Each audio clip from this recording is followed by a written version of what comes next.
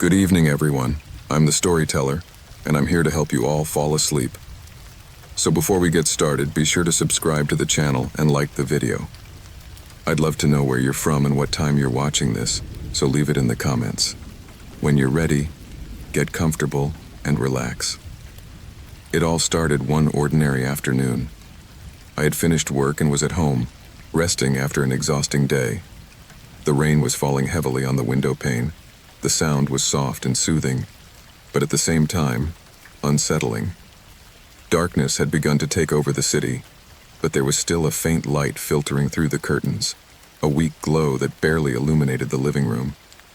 Like any other night, I thought about getting comfortable and watching some program before going to sleep, but something happened that changed my perspective completely. My phone rang. The screen showed an unknown number, one I hadn't registered in my address book. At first I hesitated. I felt tired and didn't feel like talking to anyone I didn't know. However, something prompted me to answer. Perhaps it was the fact that the call kept ringing, or curiosity as to who might be calling at that hour. All I knew was that I hadn't heard that number before. When I picked up the phone, a soft, calm voice came on the other end of the line. It was a female voice, gravelly yet sweetly tense, as if she was saying something important. Something that couldn't wait. "I know who you are," the woman said. At that moment, my stomach flipped. The sentence, though seemingly innocent, sounded strange. There was no introduction, no greeting, just that statement that hung in the air. "I know who you are," he repeated, "and I know what's bothering you." At first, I thought it was a prank, perhaps a telemarketing call or some kind of scam. However, something in the woman's voice made me doubt. There was something genuine about her, something I couldn't ignore. The tone was so confident, so precise, that it began to unsettle me. The woman seemed to know me. Although I couldn't remember hearing her before, I felt that somehow I had been waiting for that call. "I'm a medium," he continued, "and I've been watching you. No, not in a physical sense. Sometimes people like me perceive things that others can't. I can see the future, but there's also something you need to know." The air around me became heavy. I felt a pressure in my chest, as if an invisible force was trying to crush me. At first I tried to downplay it, but I couldn't deny that what I was hearing affected me. "What do you want from me?" I asked, trying to remain calm, though my voice felt shaky. "Listen to me well," the woman continued, as if she already knew that my doubts had multiplied. "There is a danger very near. Someone in your life is about to cause you great harm, a person you know well. Something has changed in that person, and it's not what it seems." Those words hit me with the force of a hammer. A cold sensation ran down my back, and the air, which had been thick and heavy, became almost unbearable.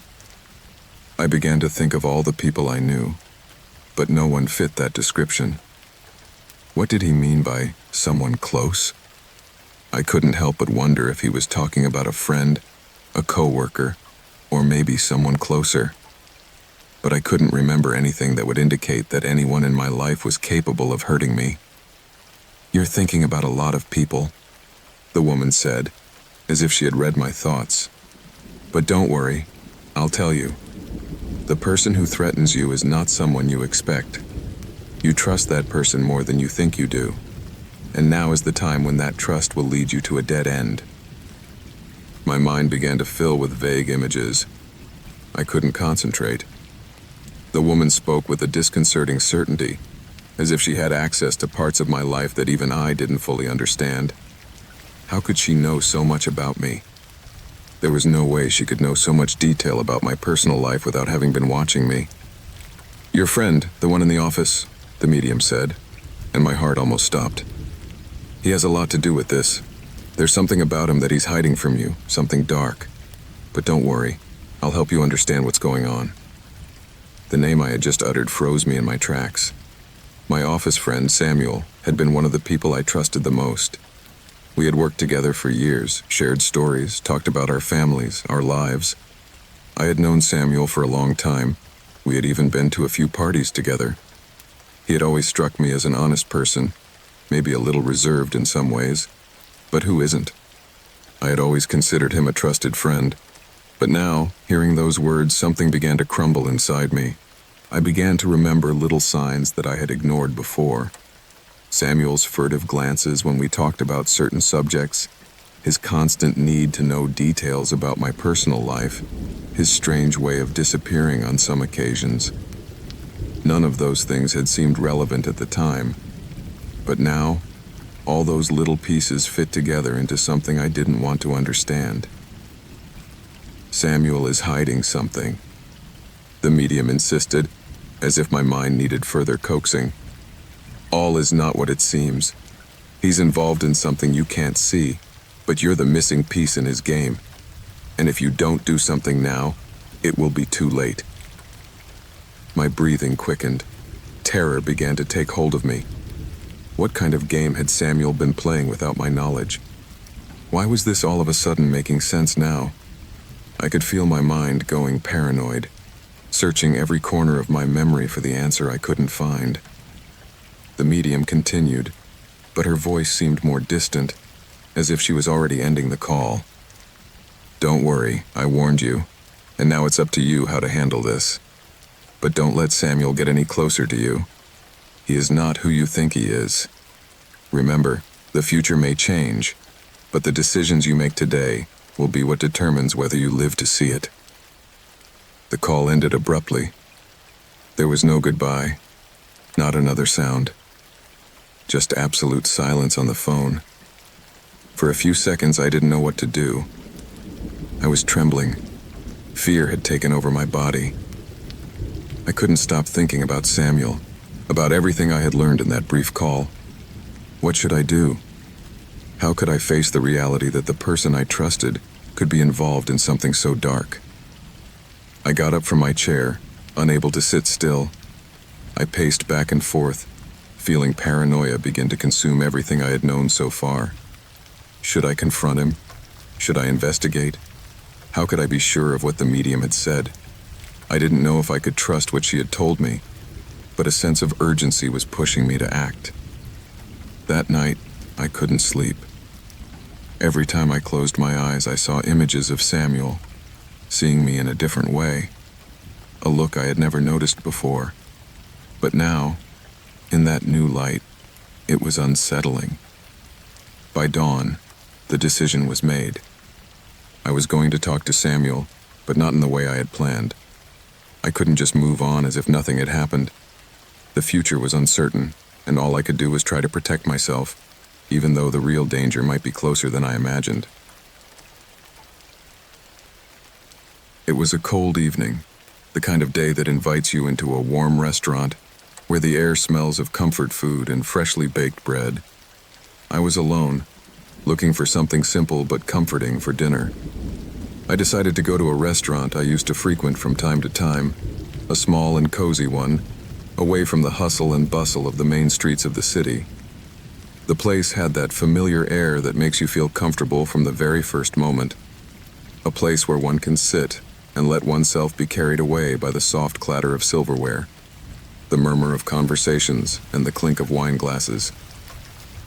I settled at a table near the window, from where I could watch the rain falling and the lights of the cars reflecting on the asphalt. The tranquility of the moment made me completely forget the tensions of the day. I ordered a soup and a glass of wine, choosing the most comforting option, something that would not make me think too much.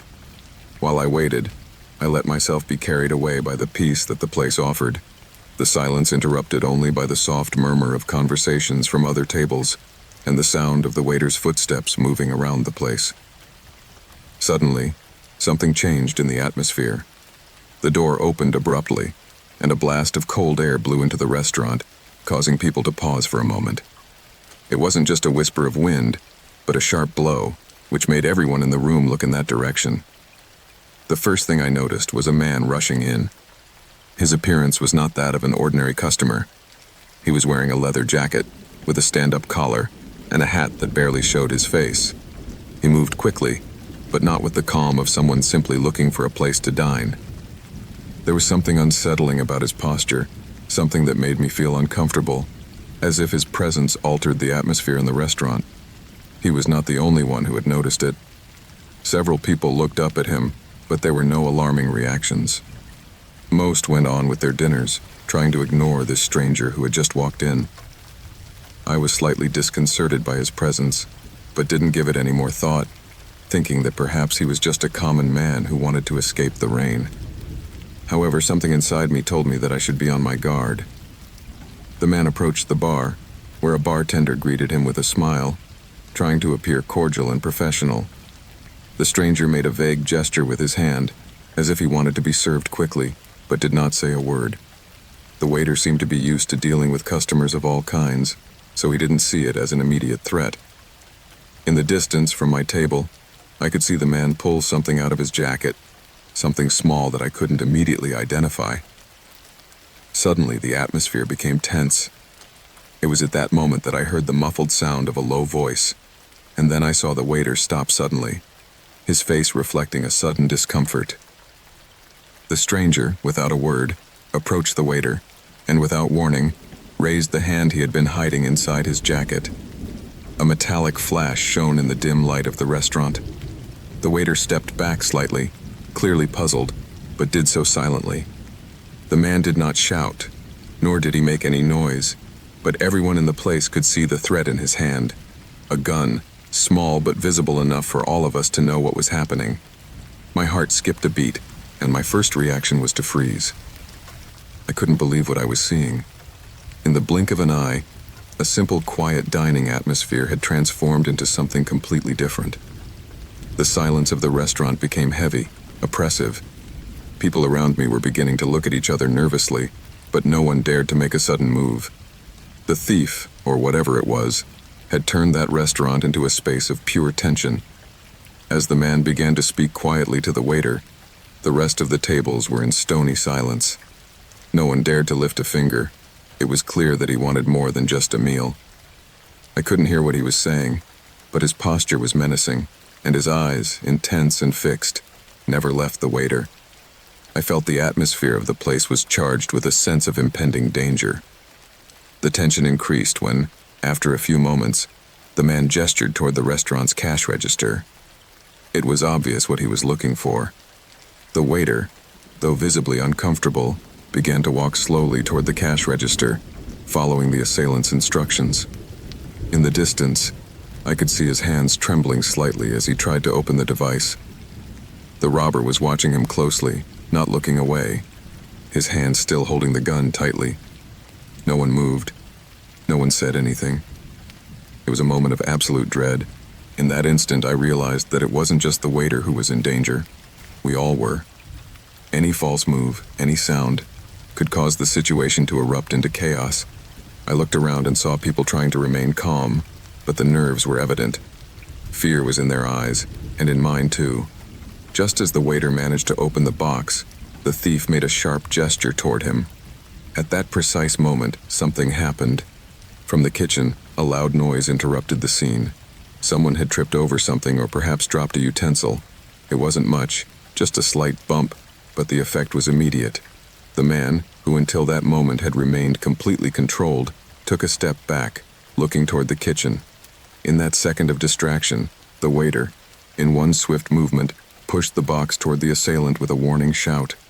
Confusion reigned in the restaurant in a matter of seconds. The thief tried to react, but his movement was clumsy, disoriented. In the confusion, some people began to get up from their seats, and the waiters, who were already informed of the robbery, tried to get the customers to safety. I got up too, without thinking too much, and ducked behind a nearby table, trying to stay as far away as possible. The robber, finding himself surrounded by the sudden action of employees and customers trying to flee or protect themselves, made a rash decision. In a couple of erratic movements, he abandoned the cash register and ran out the back door of the restaurant, leaving a trail of chaos behind him. Silence suddenly returned to the restaurant. No one moved for a few moments. People looked at each other, stunned, as the waiter returned to the bar, completely pale.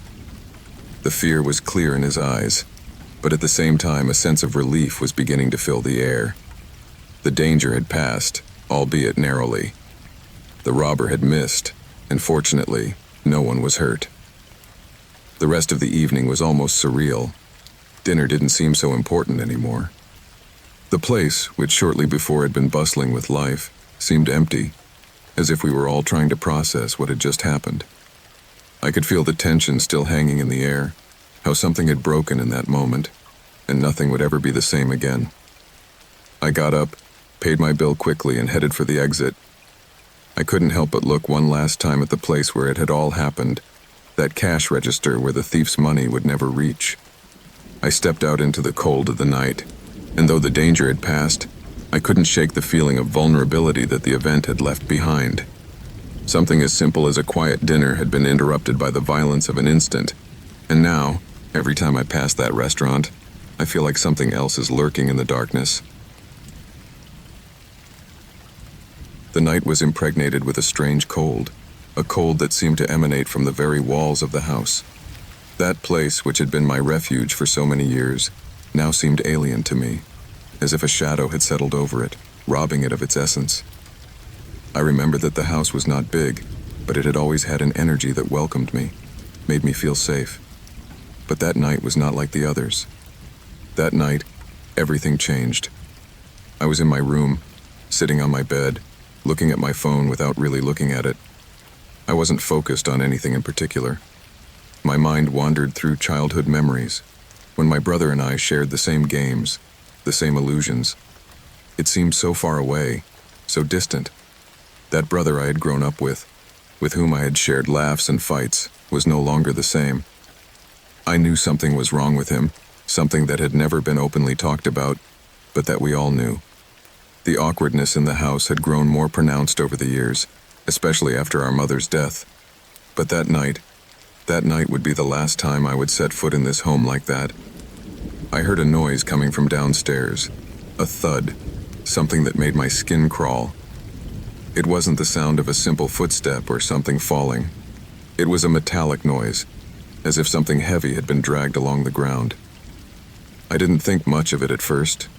Maybe it was the wind or some animal in the street. However, a knot in my stomach began to form, an unpleasant feeling that I could not ignore. I got up, decided to investigate. Walking down the stairs of the house had always cost me some effort. The wooden floor creaked under my feet, a sound that had always been familiar, but that night, it sounded strange, as if it had been distorted by an invisible pressure. When I reached the foot of the stairs, the house was completely silent. But something didn't fit. My father, who was usually in his armchair in front of the television, was not there. I approached cautiously, and that's when I saw it. In the room, a human figure lay on the floor, almost motionless, but the posture was strange, inhuman. My father was there, on the floor, but something was not right. The body was bent at an angle that could not have been natural, his face distorted into an indescribable grimace. I couldn't believe my eyes. How had he gotten there? What had happened?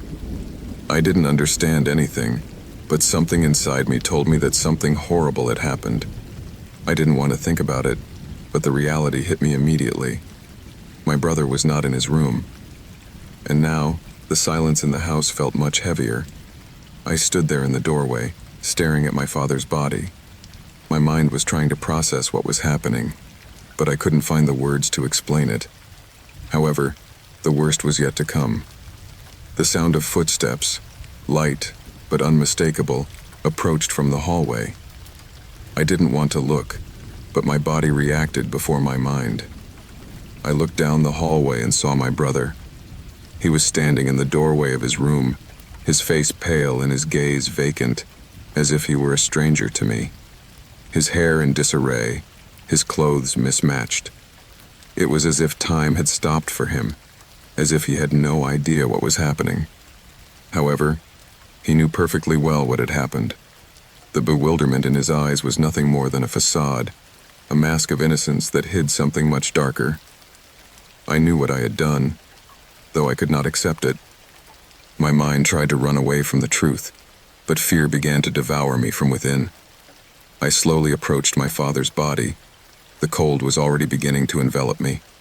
Everything in me was screaming, calling for help, but the words choked in my throat.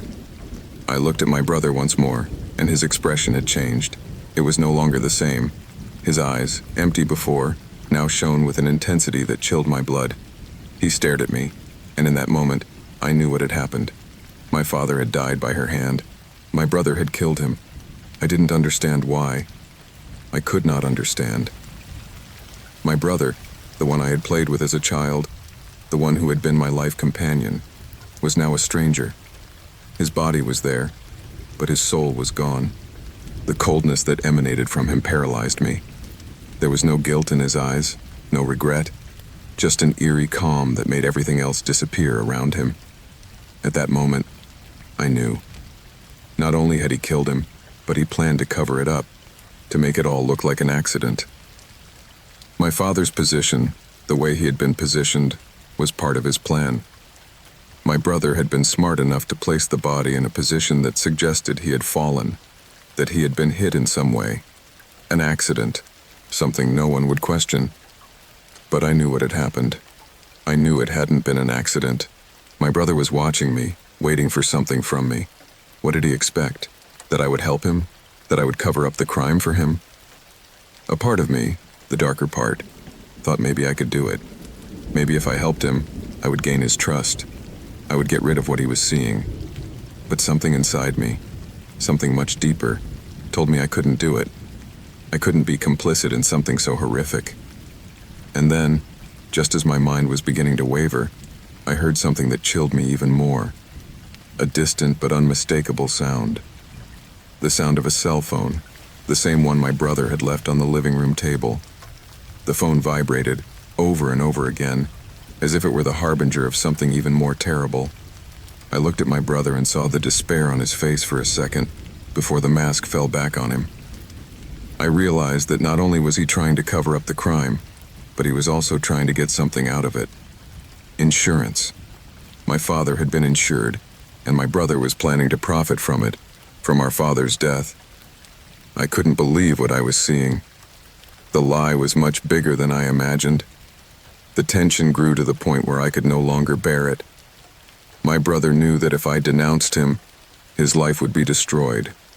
But I also knew that if I helped him, I would become an accomplice, as despicable as he was. At that moment, I made the most difficult decision of my life. I walked away from my father's body, without looking back. I couldn't stay there a second longer. I left the house without looking at my brother, without making a sound. I walked in the rain, aimlessly, my mind completely blank. Only the sound of the storm accompanied me, like a distant whisper of everything that had just happened. I didn't go back to the house. I wouldn't. That night, the weight of what I saw haunted me for a long time, and the guilt of not having done more devoured me completely. But in the end, what disturbed me most was not what my brother did, but the shadow of his presence that would always be with me, lurking in every corner of my mind. Sometimes, I think about what would have happened if I had stayed, if I had confronted my brother. But the truth is that it doesn't matter anymore. I can't change what happened that night. I only know that, in an instant, my life was broken forever, and nothing I do can repair it. The story I am about to tell is not easy to remember. Years have passed, but sometimes it still haunts me, as if time has not been able to erase the traces of what happened. I think it is important to tell it, because although the scars of those days are no longer visible, they are still there, invisible but deep. Most people believe that the worst memories are the ones that involve physical pain or obvious suffering, but I learned that the emotional scars are the ones that mark us the most. It was my senior year of high school. Like many young people, I was anxious to leave behind the routine of classes, tests, and the pressures of high school. In my life, I hadn't been the most popular kid, or the most rebellious, but I had my close friends. One of them was Theo, a thin boy with an intense look and a strange way of moving that did not go unnoticed. In the first days of school, he didn't seem any different from other boys. but there was something about him that made me uncomfortable from the beginning. At first, Theo seemed like an innocent presence in my life. He would sit near me in class, and although we didn't talk much outside of school, there was something about the way he watched me that I found unsettling. It was as if he was always waiting for something, but I didn't know what. At first, I didn't think much of it. After all, we all have friends who are a little more reserved or strange, right? But as the months passed, what seemed like an innocent friendship began to take an unexpected and dark turn. I don't remember the exact moment when everything changed, but there came a point when the little signs started to accumulate. Theo started showing up in places where I used to be, more than usual. If I was meeting friends at the park after school, there he was, all of a sudden, as if fate had brought him to just that place. At first, I took it as a coincidence, one of those things that can happen without you noticing. But then it started happening more frequently. One day, after a long day of classes, I decided to go home early, only to find Theo standing in front of my house. He was standing in the rain, in his soaked jacket, staring at my living room window without moving a muscle. My stomach twisted to see him there, standing there as if he was waiting for something or someone. I thought maybe he was just waiting for me to come out or that he hadn't been so attentive to where he was standing, but the way he was looking at me, with those eyes that seemed to pierce me, made me uncomfortable. That was the first moment I really started to worry. But what happened next, during the days that followed, left me speechless. In the hallway at school, Theo started getting closer and closer to me. He would sit at the same table in the cafeteria. He would stay close to me during extracurricular activities. It wasn't something I could ignore. At first, I tried to think that maybe he was lonely, that he had no other friends, or that his behavior was just a strange way of showing his friendship. The next day, as we walked to the school exit, I realized that I could not escape his gaze. He was always looking at me, watching me with an intensity that made me uncomfortable. As I turned to him to tell him that I would be on my own way home, I realized that something had changed in his expression. It was no longer that of a concerned friend, or even someone trying to be nice. It was something much darker, as if he was waiting for me to tell him something, or worse, as if he was waiting for me not to. I couldn't stop thinking about it all day, and as the weeks progressed, his behavior became increasingly bizarre. Messages began to arrive on my phone, long, obsessive messages that I didn't understand. The tone of the words was unsettling, as if he was haunting me from a place deep in his mind. The content of the messages was becoming more personal, more intentional. There was something disturbing about them, something that made me think that perhaps it wasn't just a simple friendship. At first, I tried to ignore it. I thought it might be a phase, that Theo was going through something difficult and didn't know how to handle it. But when I started noticing stranger things, like him knowing what I had done in my off hours without me telling him, or commenting on things I had only done or said to very close friends, I knew something was terribly wrong. It was as if Theo was constantly watching me, as if he knew everything about me, my routines, my favorite places, even my innermost thoughts. I realized that it wasn't just a matter of being his friend. I was being stalked, manipulated in such a subtle and meticulous way that I couldn't even see it clearly at the time. One afternoon, after a particularly difficult class, I decided to go for a walk just to clear my head.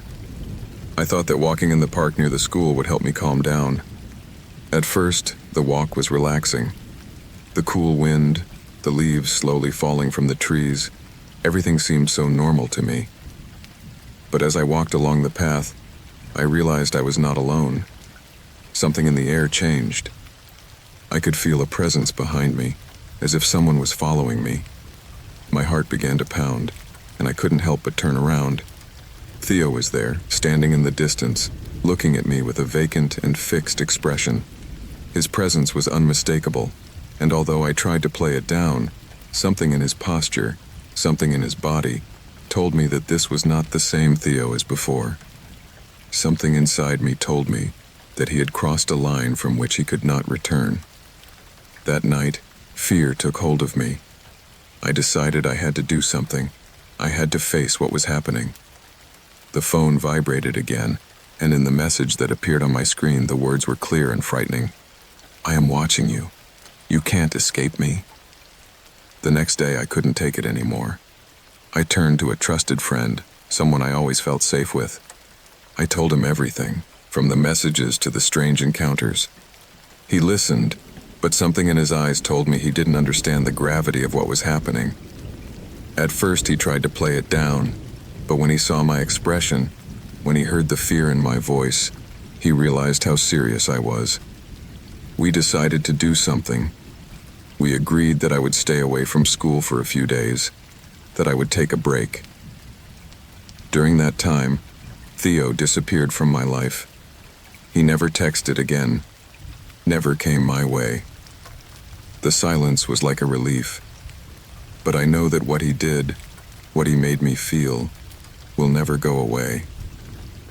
Although Theo's obsession is no longer physically present, the imprint of his gaze, his strange interest in my life, will remain with me. Sometimes I wonder what would have happened if I had not acted in time, if I had let him continue with his obsession. But the truth is that I cannot change what happened.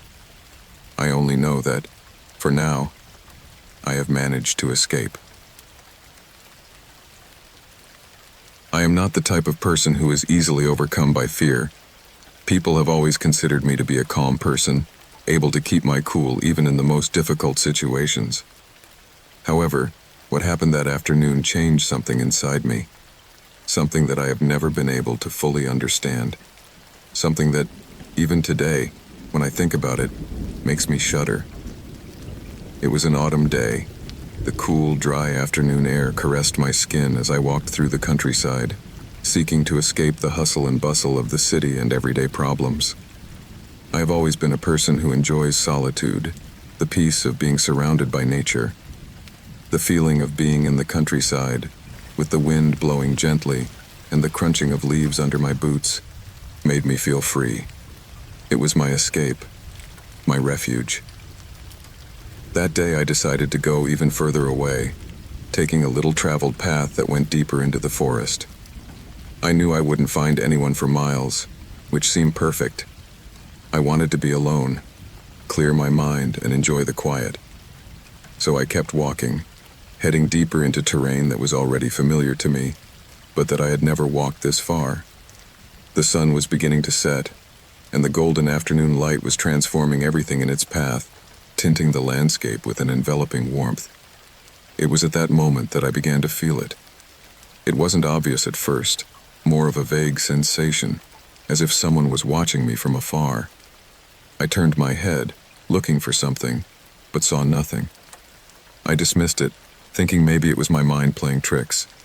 After all, the silence of the camp can be so absolute that it makes you think something or someone is always nearby, stalking you.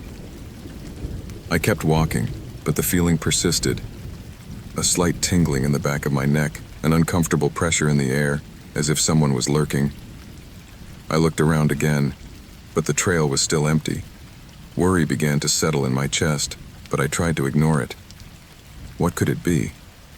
Just a couple of birds or some animal moving through the bushes? Nothing else. Yet something still felt strange, something I couldn't identify. Darkness began to fall, and with it nature began to change. Sounds that were once soft and soothing now seemed more threatening. A rustle of branches here, a sudden noise there.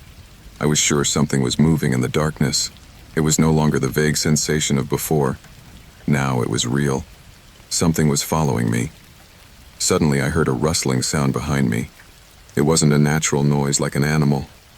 No, this was more like the sound of footsteps, human footsteps. My heart skipped a beat. Panic began to take over, and I turned sharply, expecting to see someone. But as expected, there was no one. My breathing became ragged, my hands were sweating, and the feeling of being watched intensified. I couldn't stop looking back at the shadows of the trees stretching toward the horizon. Something told me that I shouldn't turn around, that I should keep walking, but fear made me stop. What would I do if someone was really following me? I forced myself to keep walking, picking up the pace, but every time I heard a rustle behind me, my body reacted as if I was about to face imminent danger. Every now and then, I thought I saw something in the trees, a shadow moving quickly, but when I looked again, it was no longer there. I began to feel the heaviness of the air, as if the environment was slowly crushing me. Every sound seemed amplified. Every whisper of the wind made me even more nervous. The trail was empty, but something told me it was not. My paranoia grew with every step I took. My feet stumbled over roots sticking out of the ground, and for a moment, I wondered if my anxiety was playing tricks on me. But something inside me told me I was not. I was not alone. Something or someone was following me, lurking in the darkness. The thought paralyzed me, but I immediately dismissed it, trying to calm myself. I approached a small hill, and from there I could see the shape of the house in the distance, the farmhouse at the end of the field. I thought I could run there, that the visibility of the area would give me some safety. Before I could take a single step toward the light, however, I heard a different sound, closer this time. A low whisper, a soft scrape on the ground. And then, footsteps. They were clearer now, closer. My breathing quickened. I turned once more, but this time I saw nothing. The field was still as lonely as ever, with the shadows lengthening under the trees. But my instinct told me that something was there, somewhere among the trunks, watching me. The air grew colder, and my heart was pounding. I knew something or someone was close, too close. I ran. I didn't think. I just ran, without looking back, knowing that if I did, my mind would betray me, and I would see things I didn't want to see. I ran like I had never run before. The darkness enveloped me, but my feet pounded the ground with a force I had never had before. My mind did nothing but scream at me that I had to get to the farm, that I would be safe there. I ran until my lungs could run no more, until the terrain became a blur under my feet, and fatigue made me fall to the ground. I sat up, breathing heavily, looking around me. The field was still empty. The only light was coming from the farmhouse in the distance. I thought I had already escaped, that it was just my mind playing tricks on me. When I finally arrived at the farm, the feeling of being followed disappeared, but not the fear. I never felt more vulnerable than at that moment, standing in front of an empty house in the middle of the night, feeling that the security I so longed for was just an illusion. Days passed, and although the fear diminished, the questions remained. Who was following me? What did they want? Was it my mind, or was there really someone in those fields? Since that night, every time I'm alone in a secluded place, I feel that tingling, that sensation that I have never before experienced with such intensity. I find myself watching the shadows, listening to the rustle of branches, searching, always searching, for something I can't identify. The field, once a refuge for me, has now become a reminder of my vulnerability. The shadow that haunted me that night is still with me, always near, always waiting for me in the dark. I have been camping for years in different corners of the country, always looking for the peace that only nature can offer. I like the solitude, the silence, the sound of the leaves moving in the wind, and the crunch of the branches under my boots. I had planned my last outing further in advance than usual. I needed a break, to get away from the daily stress, noise, and worries. I chose a secluded spot, far from the most popular routes. The plan was simple: set up my camp, enjoy the scenery, and spend a couple of nights completely alone. The first day was perfect. I set up the tent, prepared a small fire, and sat near it, watching the flames dance in the darkness of the night. The peace was total. The vastness of the forest enveloped me, and I felt comfortable in that space, in my little refuge, far from everything. The first night was quiet. I heard some distant noises, probably animals, but I didn't worry. The next morning, I got up early, cooked something simple, and decided to take a short walk in the surroundings. It wasn't a difficult or dangerous route, just a walk to enjoy the fresh air, and explore the terrain a bit more. But everything changed when the second night fell. I had lit my fire again, but this time something in the air made me uncomfortable. It wasn't something I could identify right away, but a vague feeling, something in my stomach that told me I wasn't alone. I thought maybe I was being paranoid, so I tried to concentrate on the sound of the fire, the crackle of the wood burning, trying to calm the uneasiness. Suddenly a figure appeared in the trees. At first I thought it might be another hiker, someone else looking to spend the night in the woods. But the figure moved with unusual speed, almost furtive, as if trying not to be seen. There was not a sound except for the rustling of the leaves beneath his feet. My heart began to pound harder, and the discomfort I felt became something else. A latent fear, an omen I could not ignore. I couldn't quite make out the person's features from that distance, but I knew he was no ordinary hiker. My mind began to make assumptions. It could be someone who had gotten lost, or worse.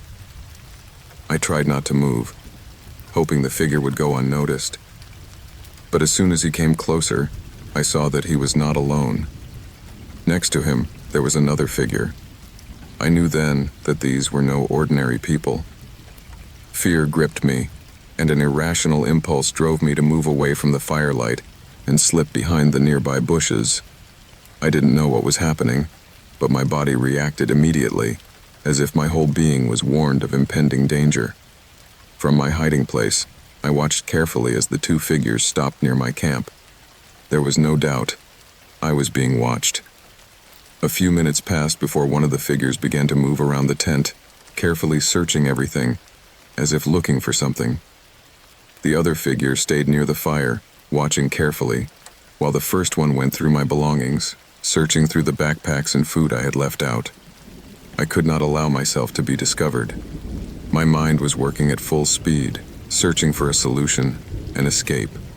But all I could do was stand still, my heart pounding in my chest, hoping they wouldn't find me. The figure standing by the fire suddenly stood up and walked to the edge of the camp, peering into the darkness surrounding the area. The sound of his footsteps was almost imperceptible, but I felt it as a palpable threat. The seconds seemed eternal, but at the end, the figure turned back toward the other, and they began to speak in low voices. The conversation was incomprehensible from my position, but I could hear the tone of their voices, something aggressive, something that chilled my blood. I don't know how, but I knew at that moment that it wasn't just a couple of lost hikers. What was happening at that very moment was something much more sinister. My instinct told me that I should run, that I should do everything I could to escape, but I knew I didn't have time. I couldn't let them get any closer, not without doing something. Adrenaline started coursing through my veins, pushing me to think clearly, to act quickly. At that instant, I heard a noise behind me. I turned quickly and saw a third figure emerge from the darkness, running towards my camp. It all happened too fast. The first figure that had been going through my things started shouting something, a word I didn't understand, and the confrontation broke out immediately.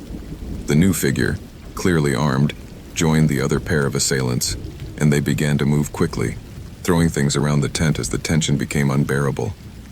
I didn't know what to do. I thought the best thing to do was to stay still, waiting for the right moment to escape. But something inside me knew I couldn't wait any longer. I felt the urge to run, to leave the camp, and get lost in the darkness of the forest. However, before I could make any move, one of the assailants came even closer, stopping near my hiding place. Fear paralyzed me. I knew that, if he discovered me, all would be lost. A rumble broke the silence. The assailant who had gone to investigate my camp was running again, but this time, something had altered his focus. Somehow, he had realized that there was something in the shadows, something he couldn't see but had sensed. I didn't know how, but I had a chance to move. I ran, silently as fast as I could, zigzagging through the trees and the uneven terrain of the forest, without looking back. I just knew that I had to get away, that I had to get out of that place before it was too late. I don't know how far I ran, or how much time passed, but I finally stopped in a small hollow where the terrain became more rugged, covered with rocks and undergrowth. My breathing was ragged, and my body was trembling with tension and fear. I was completely alone in the darkness, and for a moment silence enveloped me again. The noises of the raiders seemed to have faded, but I dared not return to camp. I knew there was something far more dangerous there than any situation I had imagined before. Dawn came slowly, and with it calm, but fear was still with me. I returned to my camp in the morning, cautiously, finding everything in disarray, my belongings in disarray. The raiders were no longer there. I didn't know if they had left out of fear, or if they simply weren't interested in following me. What I did know was that I would never camp there again. The feeling of insecurity I had experienced that night had scarred me in a way I would never forget. Since then, I always have that feeling, that little shadow of paranoia, every time I'm in an isolated place. The certainty that there is something in the dark, something that I can't see, but that is always there, waiting. We live in a small town, almost a village, where we all know each other by sight or by name. It's not the kind of place where strange things happen, nor where people disappear without a trace. At least, not until that one time. It all started when Martha, one of the longest living residents, disappeared. She was a kind, quiet woman who lived in a modest house at the far end of the neighborhood. For years, she had been the neighbor you greeted as you passed her house, but somehow we had never become close friends. At first, his disappearance did not seem so alarming to me. I thought maybe she had decided to go on a trip, or maybe her health had played a trick on her and she was in some hospital, receiving treatment without anyone knowing about it. But when the days passed and there was no news, when her children, who lived in another city, arrived looking for answers, I began to feel that something else was going on. I decided to get more involved, something that, honestly, was not typical of me. It took me a long time to get out of my daily routine, and I felt more comfortable observing from a distance. But Martha's disappearance kept hanging over my head. Days continued to pass. News of her disappearance spread quickly in the neighborhood, and people began to ask questions. No one seemed to have an answer. Her closest friends knew nothing. Her relatives knew nothing. No one had spoken to her in the days leading up to her disappearance, and even stranger, her house was perfectly locked when her children arrived to look for her. There were no signs of violence or struggle, as if she had simply disappeared. The mystery was palpable, and the feeling that something sinister was hidden behind all this did not leave me at ease. I decided to go to her house to see if I could find anything that might shed some light on what had happened. When I arrived, the door was locked, but the kitchen window was slightly open, as if someone had rushed in or out. The air inside the house was thick, as if something was floating in the air, something difficult to define. At first, I found nothing out of the ordinary. The rooms were tidy, and there were no clear signs that anyone had been there. However, upon examining the desk in the living room, I discovered a small wooden box hidden behind some papers. It wasn't much, a small, old-looking box, but something told me I should open it. Inside, I found several old letters, some photographs, and a note in which I didn't understand anything. The handwriting was strange, as if someone had tried to write in a hurry. The note didn't seem to make much sense, at least not at first. It talked about something about time and the shadows that surround us. That was the first piece that made me feel that Martha's disappearance was not simply a case of a missing person. Something else was going on, something that no one was willing to see. From that point on, the story began to unfold in a way that left me completely baffled. I learned that, in the days leading up to her disappearance, Martha had been more nervous than usual. She had received some strange visitors, people no one knew, but no one had thought to attach any importance to them. It was said that she had mentioned seeing strange things in her house, and that sometimes she seemed to be talking to herself, as if she was hearing voices. People close to her, including her daughter, assured her that there was nothing strange in her life, at least nothing to explain her sudden disappearance. It wasn't many days before another disconcerting event occurred. Martha's sister, a woman much younger than herself, disappeared as well. No one saw her leave, and her house was locked as usual. Somehow, upon searching for her, We discovered that her cell phone was turned off, and her bank accounts had not registered any movement. At first, I couldn't help but think that the disappearances might be connected. Martha had been the first, but now, with her sister's disappearance, things were beginning to take a strange turn. There was no way to explain what was happening, and every attempt to deal with the mystery left me more confused. I decided to go to the police station to see if they could give me any clues or anything that would help me understand what was going on. The police had opened an investigation, but it was at an impasse. No one had seen anything strange. There was no evidence that Martha or her sister were involved in any illicit activity, no clues to suggest a motive. The police told me they would continue the search, but they didn't seem hopeful. Apparently, to them, the disappearances were an unsolvable enigma. What began to worry me even more was the fact that the people who knew Martha and her sister began to be strange. Many of them, who had previously been concerned, now began to act as if nothing had happened. Some even stopped mentioning the missing women, as if it were an uncomfortable subject, something they preferred to ignore. That indifference left me with a bad taste in my mouth. There was something about it all that didn't fit. As the weeks passed, I decided to investigate further on my own. It was in an old antique store that I found the strangest clue of all. I met a woman who seemed to know something more about Martha's story. The store was full of odd objects, but what caught my attention were the antique books on a shelf in the back. The woman manning the store looked at me strangely when I walked in, and for a moment I felt like she was watching me more than was normal.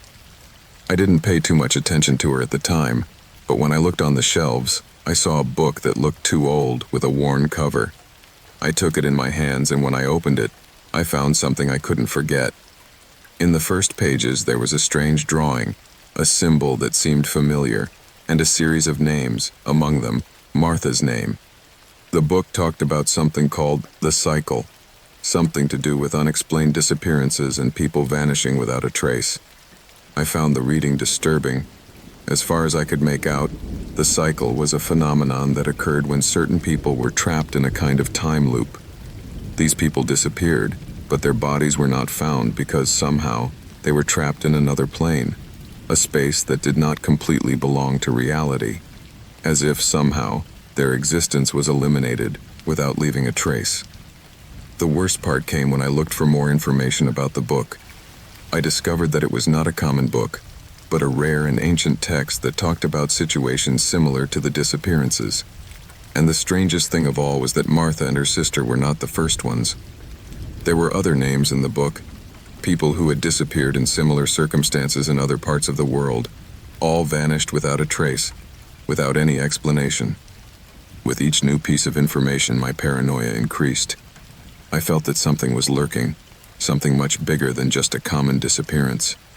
But at the same time, there was something inside me telling me that I shouldn't keep looking, something in the shadows watching me, waiting for me to stop investigating. Finally, after weeks of research, I had a feeling that I cannot describe clearly. It was as if everything was closing in, as if I had entered a place from which I could no longer escape. But worst of all, by the time I realized what was happening, it was too late. I found no clear answer, no logical explanation.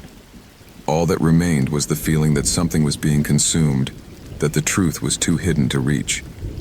And as more and more people disappeared, the feeling of being haunted became more real. I never found Martha or her sister, but I know that somehow their disappearances are related to something much bigger, something I will never stop trying to understand. However, I now realize that the answers are perhaps not for us, but for those who dare to keep looking. And with that in mind, the mystery remains as unfathomable as the first day. The afternoon had started like any other. A light breeze was stirring the leaves on the trees, and the square was full of people enjoying the nice weather. I was on my way home after a routine day at work, and as I passed by the park, I decided to take a short break on one of the benches. There was something soothing about watching the swaying of people, children playing and couples strolling aimlessly. I too enjoyed those moments, when the world seemed to stop for a moment and nothing mattered but taking a deep breath and being present. I settled on the bench, watching the people around me. The square, at that time of the afternoon, was always a refuge for those looking for a little peace or distraction. However, that afternoon something would change, and unbeknownst to me, I would find myself in the middle of a situation that would test my ability to remain calm and make quick decisions. It was then that I saw him, a man who walked erratically, with an accelerated pace and a fixed gaze that never seemed to stray from a single point. People were dodging around him, not really taking much notice of his presence. His attitude already seemed strange to me, but I didn't think much of him at first. Who could suspect that something as ordinary as a walk in the park would turn into a nightmare? The man stopped a few meters away from me, and for a moment I didn't know if he had been watching me or if his behavior was simply a coincidence. The first thing I noticed was his eyes. There was nothing in his gaze that reflected calm or serenity. His face was tense, almost rigid, as if he were holding something back. Somehow, I felt a sense of discomfort at the sight of him. But I quickly tried to ignore it, focusing again on the environment around me. It was then that he began to approach. He was in no hurry, but his pace seemed intentional. As he approached, I began to wonder if perhaps he was addressing someone else, if he was an acquaintance of someone else in the plaza, or if he had simply gotten lost in the crowd. However, when he stopped in front of me, my body reacted before my mind. A shiver ran down my spine, and something inside me whispered that this was no ordinary encounter. The man didn't say anything to me at first. He just stared at me, without making any gesture, as if he was waiting for me to say something. The discomfort increased with every second, as if the air had become thicker and harder to breathe. At first, I tried to remain calm, focusing on not showing signs of fear. I knew that an unnecessary confrontation could make things worse, and I preferred to maintain a relaxed posture, hoping that he would simply go on his way. But he didn't move. My breathing became heavier, and my eyes began to roam the square, looking for some way out, some way to escape. However, everything around me seemed too far away, as if the world had disappeared, and only he and I were left in that shadowy space that had formed between us. Finally, the man broke the silence. It was not a word that reassured me. His voice was harsh, gravelly, and felt charged with tension, as if each syllable was imbued with anger or despair. My body was tense, prepared for the worst, but I still didn't know what his intention was. My fingers began to slowly move to my pocket, reaching for my cell phone, in case I needed to call for help.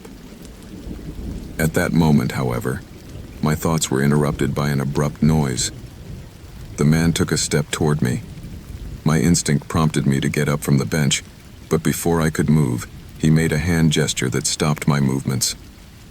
At that moment, I understood that any attempt to flee could result in an even more dangerous confrontation. In that instant, my whole body was alert. My eyes roamed over the options, the nearest exits, the people in the vicinity, the objects I could use to protect myself. However, something inside me told me that I couldn't wait for someone to come and help me. I was all alone. It was then that the man took a step closer to me. At that moment, reality became distorted, and the world around me became a second plane. The square, which had been a place of rest and tranquility, was now transformed into a scene of horror.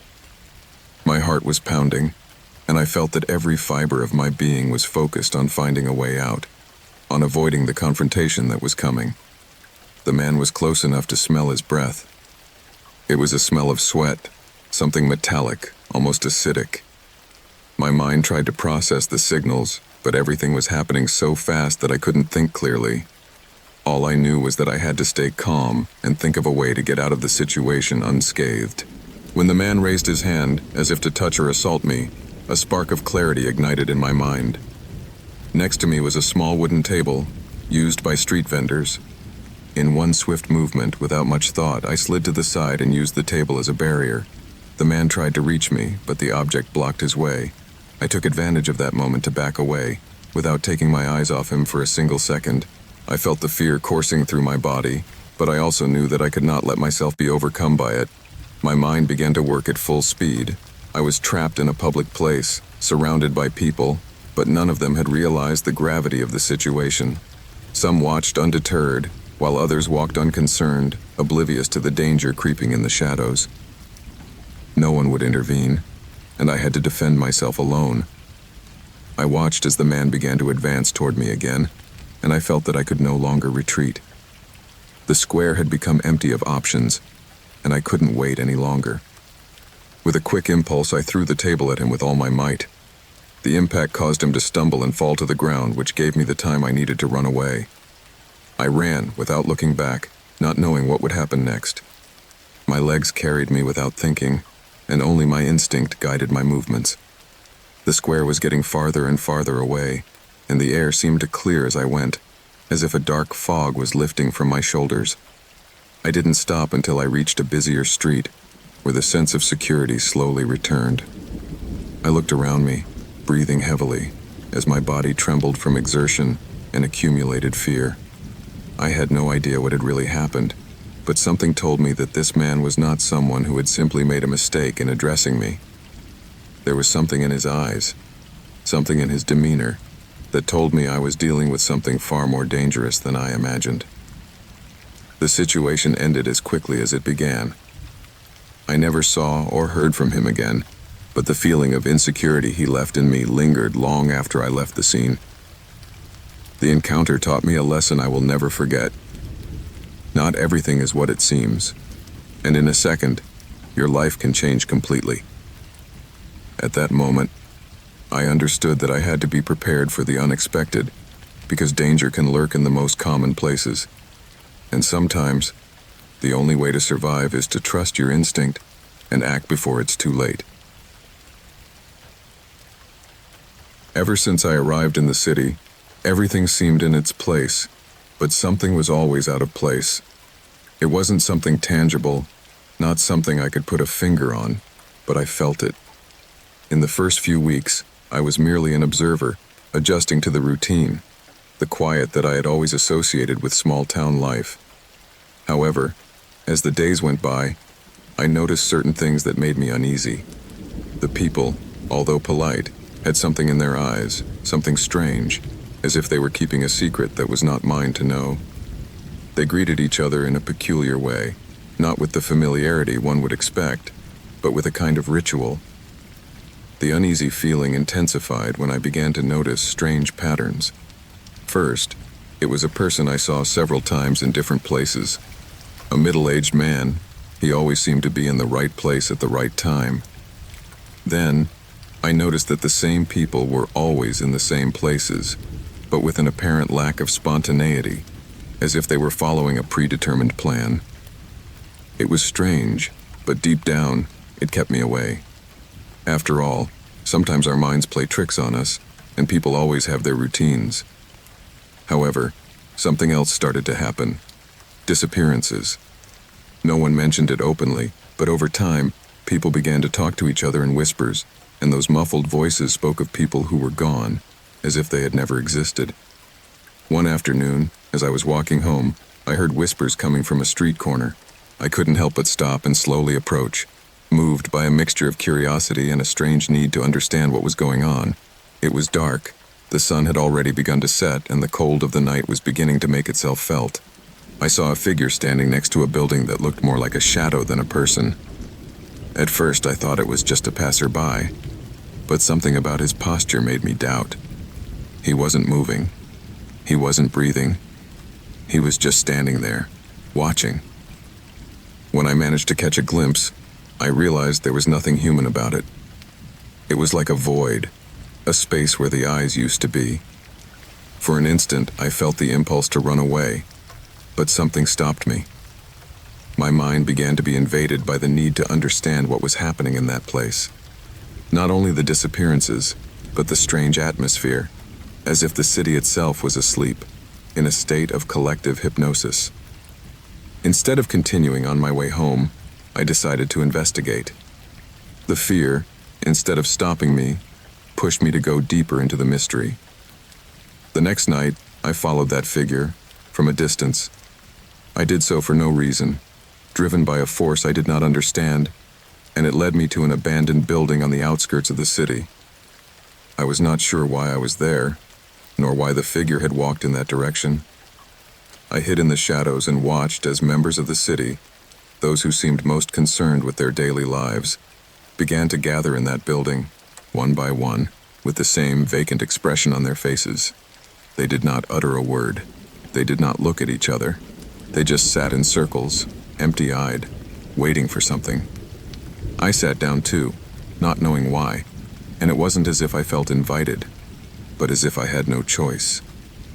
Hours passed, but there was no trace of the passage of time. It was as if everything had stopped in that place. In the center of the circle, a figure appeared, this time clearly visible to all. It was not someone I knew, not something I could identify with certainty. It was like a shadow in itself, a tall, dark figure whose face was indistinguishable. I was drawn to her, not in the sense of normal fascination, but in the sense of an invisible force pulling me toward her. The others seemed motionless, as if caught in a trance. The figure began to speak, though I did not hear her.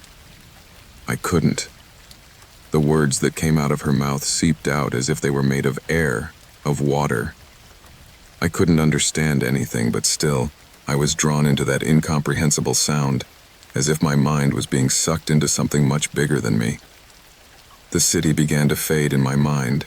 The people, the buildings, the sounds. It all seemed like a dream from which I could not wake up. After what seemed like hours, although I wasn't sure how much time had passed, the figure disappeared, and the group began to dissolve. They walked in the same direction, as if nothing had happened. I stood there, motionless, not understanding what had happened, but something inside me began to click. I knew there was something else, something bigger and darker that I didn't understand, and probably never would. I returned home that night, but everything had changed. From that moment on, I started to see the same people in every corner, always the same, but now there was something in their eyes, something I could not ignore, as if they were all looking through me, as if they knew me, as if I was just another piece of a puzzle I hadn't even begun to solve. The air in the city grew thicker, and the shadows on the corners seemed to move with a life of their own. Days passed, but the feeling of being watched never went away. Fear grew in me, and as it did, I began to suspect that the entire city was involved. Perhaps everything I knew was nothing more than a facade, and those moments of apparent normalcy were just a mirage, something designed to keep me away from the truth. I decided to investigate further. Without realizing it, I had wandered into something bigger than my own understanding. Eventually, I managed to follow a person to a hidden basement in an old building. The musty smell and the echo of my footsteps made me more nervous, but my determination wouldn't let me back down. The basement was full of people, all sitting silently, their eyes fixed on the same spot. Again, I felt that presence, the same figure I had seen before, that inhuman shadow. I realized that I was not alone, that others like me had come there on their own, but that they no longer had a will of their own. They were being controlled, manipulated by something beyond their comprehension. My body began to tremble, but I could not move. The figure spoke again, this time more clearly, but without words. The feeling that came over me was not one of terror, but of despair. I was trapped in something I could not understand, something I could not escape. The figure surveyed everyone in the room, and for a moment looked at me. Its empty, soulless eyes were fixed on me, and I felt a pressure in my chest. It was as if all the air was gone, and I couldn't breathe. As if everything I had experienced up to that point had been nothing more than a preparation for this moment. I realized that it no longer mattered what I knew, that I was already too involved. The figure approached me, and I could see its face. But it wasn't a face, it was just emptiness, just darkness. And I understood. No matter how hard I tried to escape, there was no way out. I was trapped. Years have passed since I last saw her, years that have accumulated like a layer of dust on the pages of my life. I met her in college, in those golden years where everything seems possible and the future is drawn like a blank canvas. She had a light that attracted me, a way of laughing that undid my defenses, and an intense gaze that left me speechless. It was love at first sight, although I never dared to call it that. It was more like a mild obsession, a desire for protection that morphed into something deeper over time. We met, we fell in love, and everything seemed perfect, until one day it vanished. It was not a farewell. There was no closing conversation, no broken promises or misunderstandings. He was simply gone. Her phone stopped ringing, her social networks shut down, and her email address became just a distant memory. I called her friends, her relatives, but no one knew anything. Months passed and life went on, albeit with a large, empty hole that always bore her name. No one else mentioned her, and little by little, I resigned myself to the idea that I might never know the truth of what happened. She simply disappeared. It was a hard blow, but life has a strange way of moving on. So I finished my studies, moved to another city, and settled into a new job that kept my mind busy. And although the memory of her never quite disappeared, I got used to the idea that the past is just that, past. I never expected to see her again, and I thought that, if I ever did, it would be in a situation so distant and casual that it would hardly matter. But life, as is often the case, never follows the scripts we plan. I saw her again one rainy afternoon, an afternoon when the sky seemed to threaten to fall on us, as if the whole world had stopped to put me in its path again. I was in the cafe where I used to go to study, a place that was familiar and safe. I was having a coffee alone, looking out the window, when I saw her come in. At first I thought it was an illusion. My heart skipped a beat, and everything around me shut down for an instant. But no, it was her, standing in the doorway, looking around as if she wasn't sure where to go. Her hair was shorter, her face looked more mature, but her eyes were still the same. The same eyes I had loved, the same ones that had mesmerized me. I stood there, motionless, watching from my seat. I didn't know what to do. I didn't know what to do.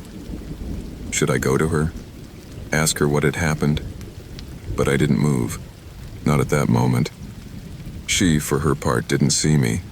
She sat at a table in the corner, as if she hadn't recognized me, and began to leaf through a book, completely oblivious to my presence. For a few minutes, I stared at her, not knowing what to do, not understanding what was happening. Finally, curiosity overcame my confusion, and I decided to approach her. When I stood up, I felt that something was not right.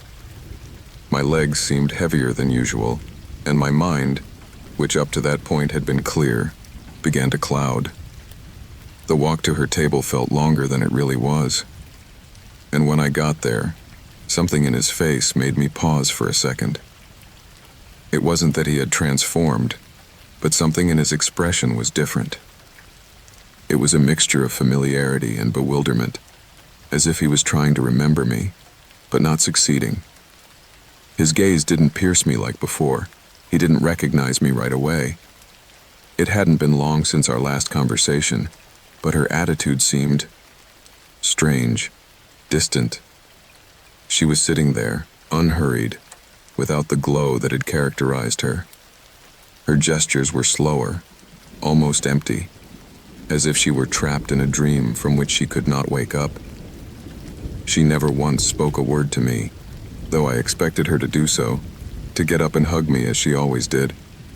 Instead, he just watched me with a calmness that only increased my anxiety.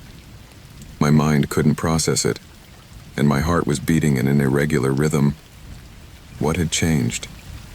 Why was he looking at me like that? Finally, she broke the silence, but not with words, but with a smile that was not her own.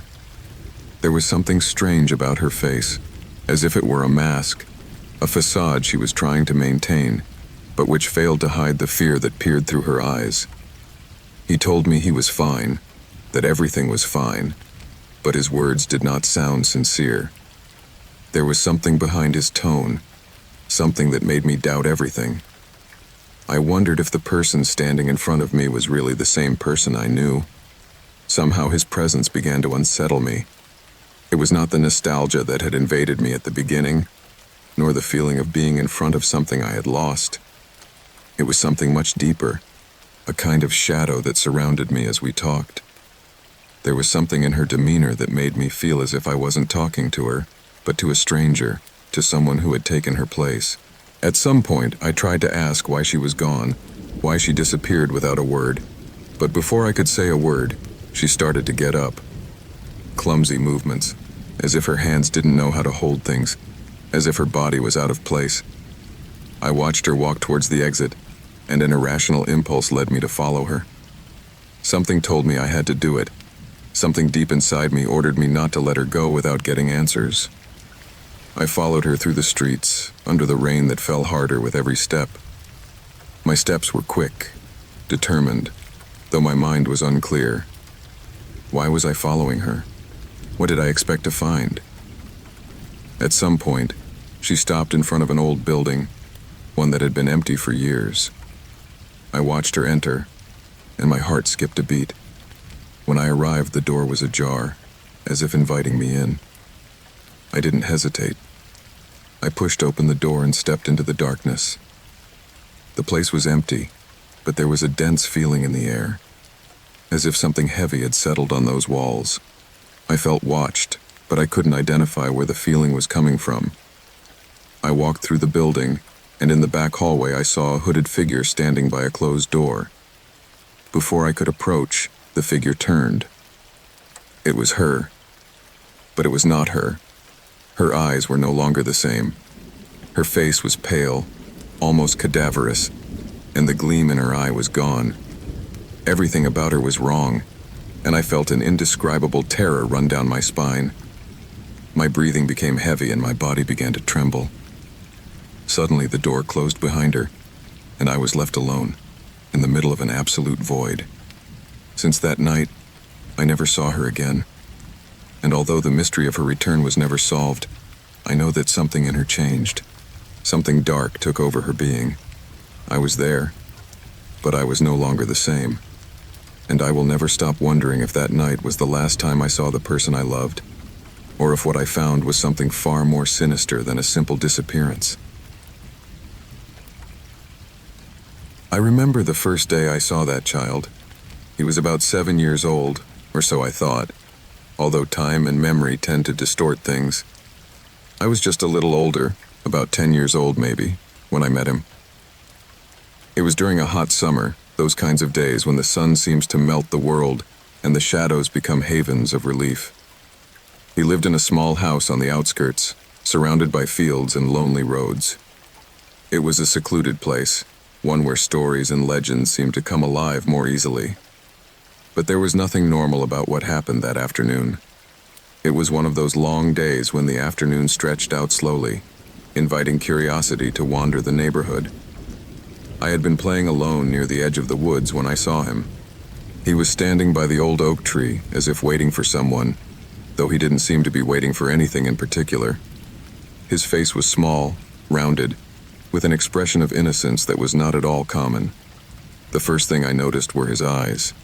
Large, dark, and deep, as if they could look far beyond what a child of his age should be able to see. That child had none of the energy or liveliness one would expect from a child his age. It was as if he were a figure frozen in time. We looked at each other for a moment, and although he didn't say a word, his presence seemed familiar.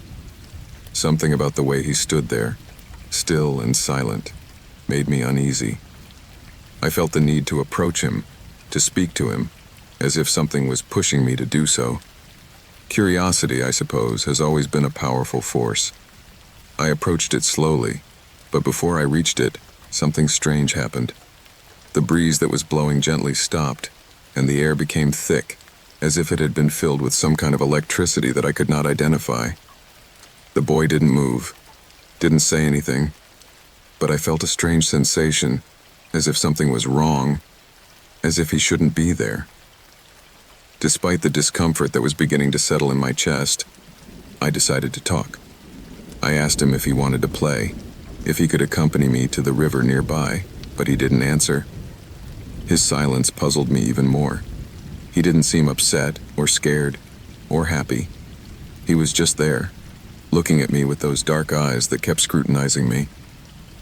After a few seconds that seemed longer than they really were, he slowly turned and started walking in the direction of the forest, as if he was inviting me to follow him. Intrigued, and a little driven by the feeling that I should not let him go, I began to follow him. Every step I took, I felt more dragged along, as if an invisible force was compelling me to follow him, even though something inside me was screaming that I should turn around. But I didn't. I followed him down the dirt path into the trees. The path grew darker, denser, and the air, which had once been warm, became cool and heavy. It was not a place I had been to many times, but I didn't care. I was focused on the boy walking in front of me. Arriving at a clearing, the boy stopped suddenly and turned around. Now he was staring at him, but his eyes did not shine in the same way as before. Something had changed in them, something dark and deep, as if a veil had fallen over his soul. The shadow of evening was already beginning to cover the place, and a feeling of oppression enveloped me. In the distance, I could hear the rustle of leaves moving in the breeze, but in that clearing, there was no wind. Everything was silent. The boy did not move. He just watched me in silence. Suddenly, the urge to talk to him came back to me. I felt I had to ask something that was tormenting me. But when I opened my mouth, before I could formulate the question, something strange happened. A shiver ran down my spine. My mind began to cloud over, as if something was pushing my thoughts into a thick fog. My words were lost in the air, and my body, as if controlled by an external force, did not react. It was as if time had stopped. I watched the boy slowly walk away, but there was no sound in his footsteps, as if he were walking on an invisible surface. In an instant, I felt a presence, a pressure on my chest, as if a shadow was lurking from the forest. The boy, now a few feet away from me, was not the same. His figure was strangely elongated, as if the shadows were consuming him. My mind tried to cling to something, anything, but all I could do was watch. And it was at that moment that I felt the real fear, a primal fear that I could not rationalize. Before I could react, everything vanished. The boy disappeared as if he had never been there, and I stood alone in the clearing, completely bewildered. I returned home that afternoon with a sense of strangeness that I could not leave behind. As the days went by, the image of that little boy remained in my mind. I couldn't get him out of my mind. I remembered every detail. His face, his eyes, the way he walked, as if he were part of something bigger, something I didn't understand. But most disturbing of all was what happened the next day. The next day, I was playing in the park with some friends when I saw the same boy, again, standing in the same place near the forest. I approached him, but this time something stopped me. This time, I didn't feel the urge to follow him, but a strong feeling that something about him was not human, something I couldn't explain in words. Something inside me was screaming at me that I should stay away, that I should not come any closer. Years went by, and that child, that strange being, kept appearing from time to time in the places where I used to be. Each time, he seemed more and more distant, as if he did not live in the same time as me. One day, while walking through the city as an adult, I saw the boy again. He was standing on the same corner where I had seen him for the first time, with that same fixed, empty stare. But now, his face no longer had the softness of a child. It was hard, aged in a disturbing way. Time had passed, and I was no longer a child. I had lived longer than I had imagined, but that child did not change. It did not age. He did not grow. My mind filled with unanswered questions. Was he a specter? A being trapped between dimensions? Or simply a freak of my imagination who could not shake off his imprint? I never knew the answer. But what I do know is that I never saw him again. Over time, the city changed. The streets I knew were filled with new buildings and new faces, and the boy who never grew old faded with the passing years. But the memory of his face, of those deep eyes that seemed to know more than I could understand, remains with me. Sometimes, in the stillness of the night, I can still see him in my dreams, standing in the same place where I first saw him, waiting, unmoving, as if time itself had forgotten him. And always, in some dark corner of my mind, I wonder, who was that child really? What did he want from me? And why did he never change, never grow up, never even fade with time? It was a rainy day, one of those that seem to carry with them a feeling of oppression, a dense atmosphere that makes everything seem gloomier than it really is. The wind was blowing hard, causing raindrops to smash against the store windows. I was walking down the main street, my eyes fixed on the pavement, trying to protect myself from the water with the hood of my coat. I barely noticed the store until I was almost in front of it. It was small, with antique display cases filled with objects that seemed to have centuries of history. The sign hanging over the door read, Elvira's Antiques. Something urged me to go in. The door creaked when I pushed it, and instantly, the warm air of the store enveloped me. The smell of aged wood, leather, and dust was almost palpable. At first, I saw no one. The shelves were filled with relics, pocket watches, porcelain figurines, antique mirrors, and objects whose purpose had already been lost over the years. I decided to walk through the place in silence, fascinated by the antiquity of each piece, and lost myself in the contemplation of a couple of wall clocks that failed to tell the time correctly. It was then that I heard her, though I did not immediately see her. Her presence was made known by the faint crunch of shoes on the wooden floor, and as I turned toward the source of the sound, I saw her for the first time. She was a middle-aged woman, with her hair pulled back in a tight bun and a deep, penetrating gaze that seemed to pierce me. She was standing near a display case containing a series of small wristwatches. The woman didn't make a move to greet me, but she didn't need to either. There was something in her gaze that made me feel that she already knew me, that she had watched me before. Something in her manner was unsettling to me, as if she did not belong to this time, as if she were a figure out of another century. I advanced cautiously toward her, feeling the distance between us inevitably shortening. I wondered what kind of person could be in charge of a store like that. This was no ordinary store, let alone an ordinary woman.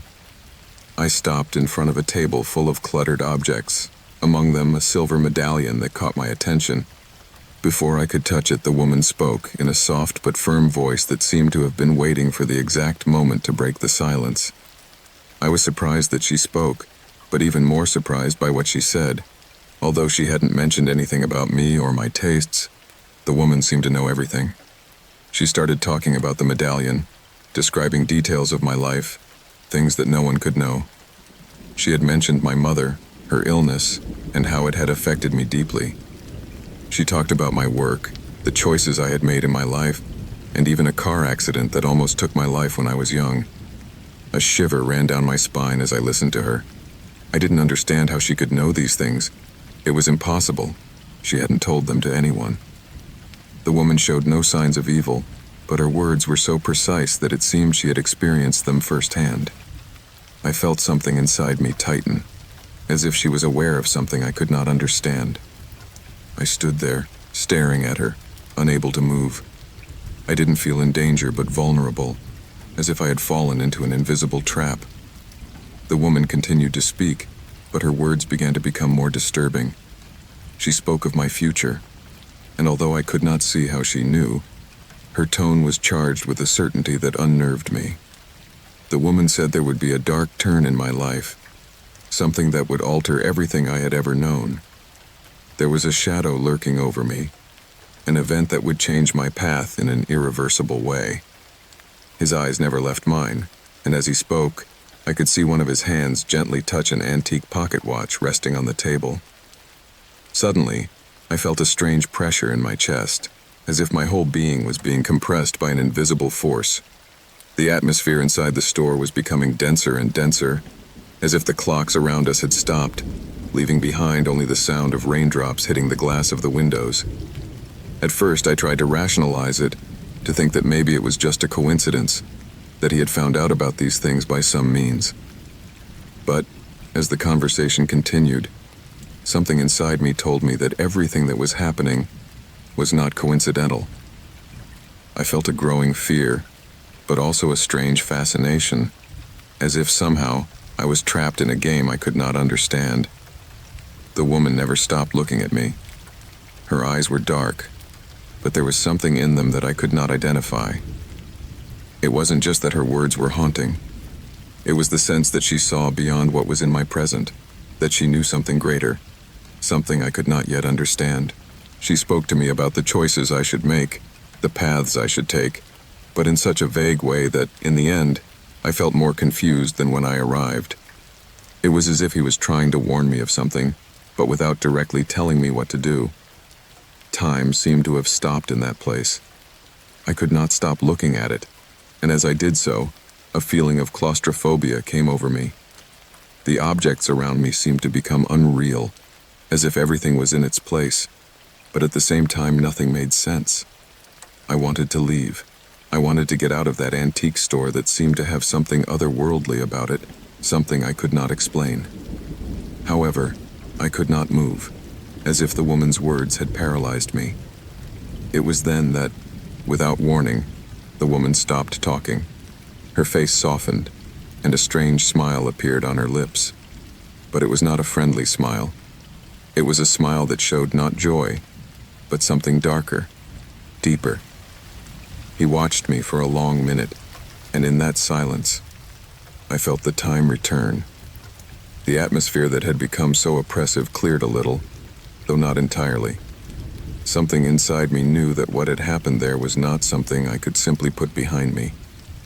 Without another word, the woman turned around and walked to the back of the store, disappearing into the shadows of the shelves, and I stood there, alone, not knowing what to do, not understanding what had just happened. I stood there, alone, not knowing what to do, not understanding what had just happened. What was she? How had she known all that? What did she want to tell me with those vague but frightening warnings about my future? My mind kept spinning as I walked out of the store, and the cold wind from the street hit me immediately, waking me up from the strange confusion I had been in. When I looked back, the antique store was still there, with its sign hanging in the same position, but I couldn't help but feel that something had changed. Something inside me knew that I should not have entered that store, that what I had experienced was not normal. During the weeks that followed, I couldn't stop thinking about the woman and her words. I tried to rationalize it, thinking that maybe it was just a strange talk, a coincidence. But I couldn't deny the feeling that what I had experienced was something more, something that had touched the deepest fibers of my existence. And though the woman's warnings faded over time, a part of me never stopped feeling that what she had said had a purpose. That the future was not as uncertain as I thought, but that there was something waiting for me. Something dark and inevitable. Something that, perhaps, had already begun to happen. It was a stormy night. The wind howled through the trees. Gusts of rain pounded furiously on the windows of the house where I was, and the sound of thunder echoed in the air, heavy with humidity. I was alone in the city, far from the warmth of my home, searching for something, though I didn't know exactly what. I had finished a long day's work, and my restless mind could not find rest. It was on my way to my car, on my way back home, that I saw the house. I saw it for the first time that night, through the fogged glass of a coffee shop on the corner across the street. There was something strange about it, something that attracted me with unusual force. An old house on the outskirts of the city, standing alone, with its facade blackened by the passage of time and its garden overrun by weeds. But what disturbed me, and at the same time seduced me, was the feeling that something was in that house, something that I could not understand, but that I could not ignore. I was tired and the weather didn't help, but something inside me, some kind of irrational impulse, told me I had to go there. Something was pushing me to find out what was inside that house, as if the storm, the darkness, and that strange feeling in the air were leading me towards it. I didn't think about the consequences or the dangers. I just knew I had to do it. I walked down the lonely street towards the edge of town, where the house stood at the end of the road. The sound of the wind and the rain accompanied me, but something inside me told me that the storm was not the only thing that could hide that night. Every step toward the house was like a heartbeat closer to something I didn't understand. The front door, old and worn, stood ajar, as if waiting for me. I didn't know why, but I pushed the door open and stepped inside. The air inside the house was thick, cold, and heavy. A mixture of moisture, dust, and something else, something unidentifiable, hung in the air. At first, I saw nothing that caused me immediate fear, just broken furniture, peeling walls, and the echo of my own footsteps echoing in the darkness. The storm seemed to have made the house creak, as if it were alive, lamenting its abandonment. I began to walk cautiously, exploring the entrance, but not daring to go too far inside. The house looked like it had been abandoned for a long time, but something didn't fit. There was something strange in the walls, in the atmosphere, something I couldn't identify but that made me stop. It was then that I saw the symbols. They were drawn on the walls, scattered randomly, but with an eerie clarity. Some appeared to be handwritten, others carved into the wood, and some of them were like marks, almost as if they were burns in the paint. I couldn't make them out clearly in the gloom, but they all seemed to connect, to form a pattern I couldn't make out. Their shapes were strange and messy, but what disturbed me most was the fact that they seemed to move. Or so I thought. I didn't dare touch them, but I felt a pressure in my chest as I watched them. Something about them told me that I was not alone in that place, that I had not been the first to explore the house. I went deeper, guided by a mixture of morbid curiosity and a growing sense of danger. At the back of the house, in what had probably been a dining room, I found something even stranger. There was a table, long and dusty, but on its surface rested several objects that did not fit the abandoned image of the house. An unlit candle, several melted candles, an old leather-bound book that looked like it had been taken from some kind of hidden archive, and what disturbed me most, a knife, large, with a shiny blade, resting on a gray cloth that didn't seem to have any dust on it. I approached slowly, cautiously, not knowing what I expected to find. It was then that my gaze strayed to a dark corner, where something else caught my attention. A shadow moved quickly, and for a moment, I felt a shiver run through my entire body. There was no one there, but the feeling that someone was watching me was so intense that my skin bristled. I looked around, and as I did, I noticed a small object on the floor, between the table and the wall. I bent down to pick it up.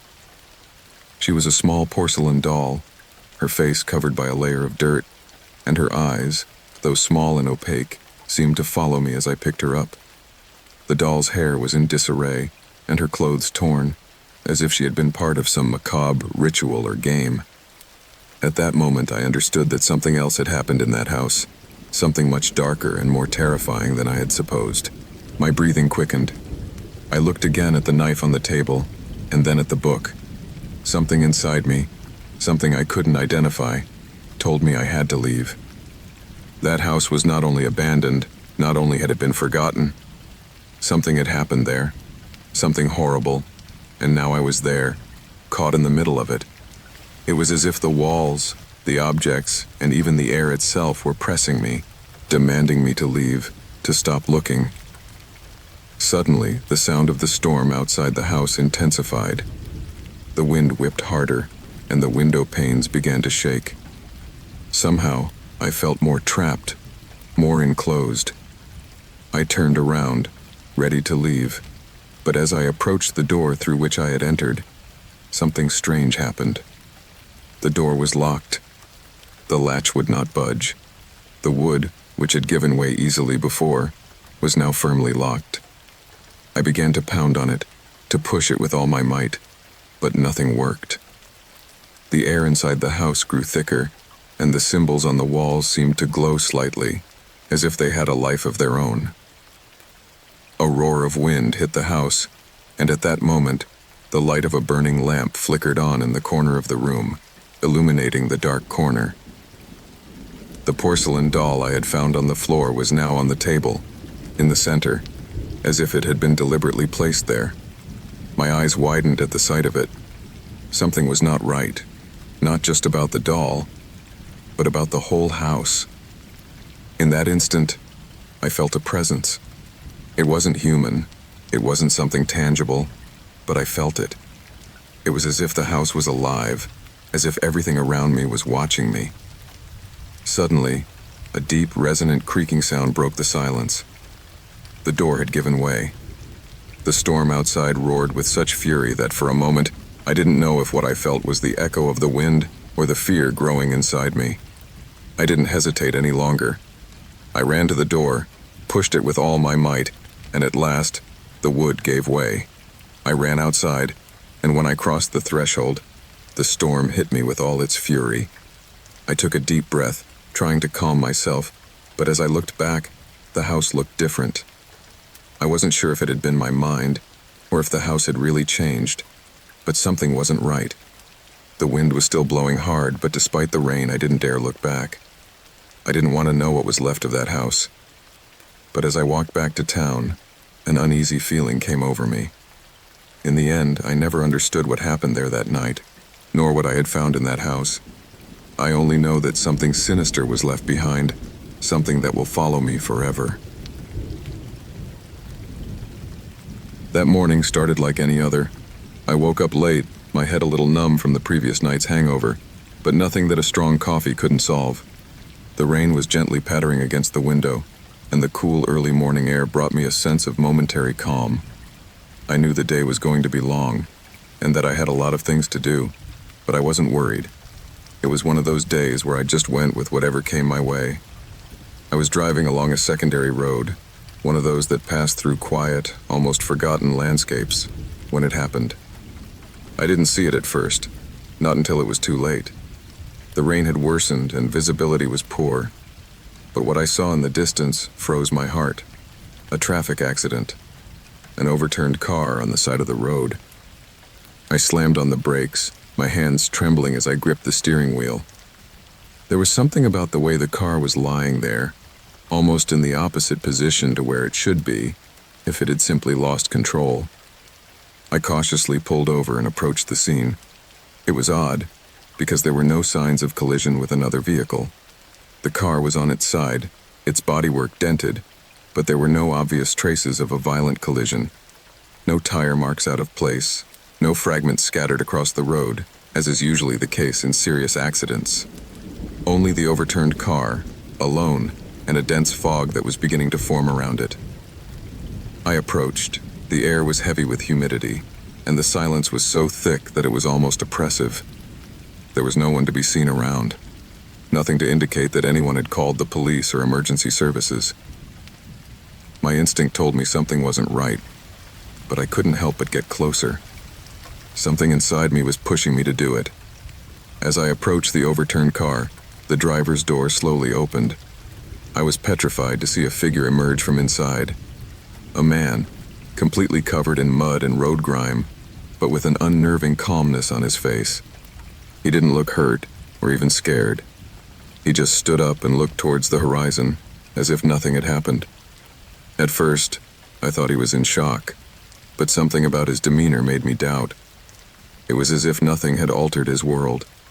There was no rush in his movements, no pain, no confusion.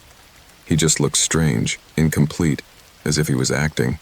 Something about the way he moved didn't fit the situation. I took a step closer, not knowing exactly what to do. The man didn't look at me, didn't even notice my presence at first. When he finally turned to me, I felt a shadow fall over my body. It wasn't fear, it wasn't terror, but an indescribable sensation, as if an evil omen was hovering in the air, waiting to fall on me.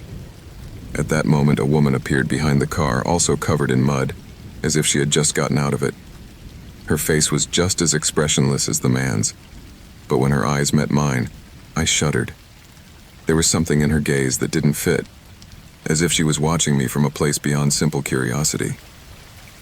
What happened next was even stranger.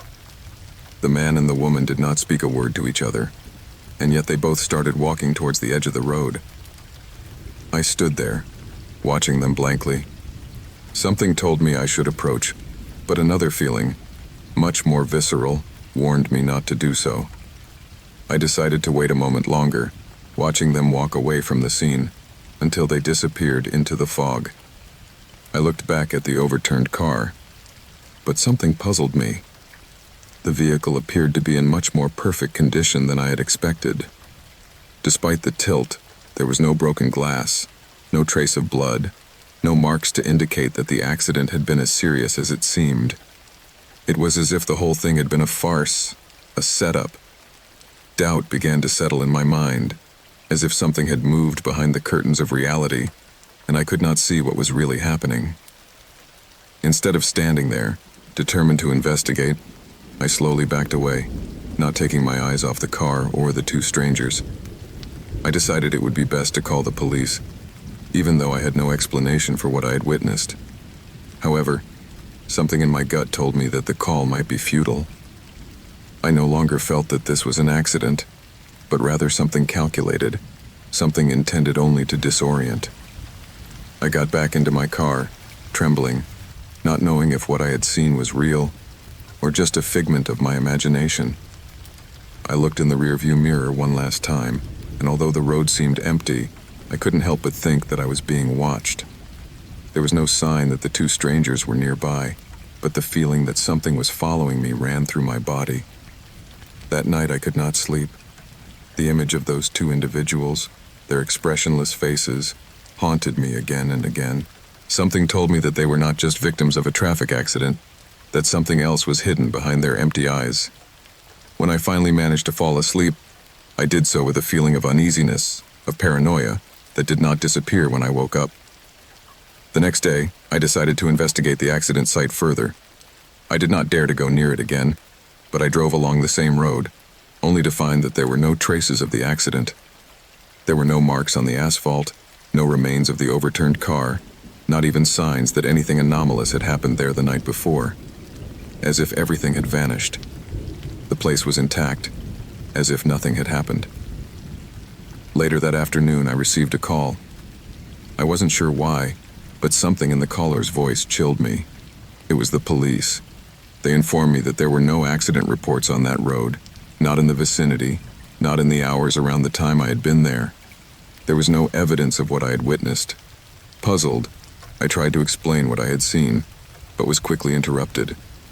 Apparently, there was no record of the people involved in the accident, let alone the car.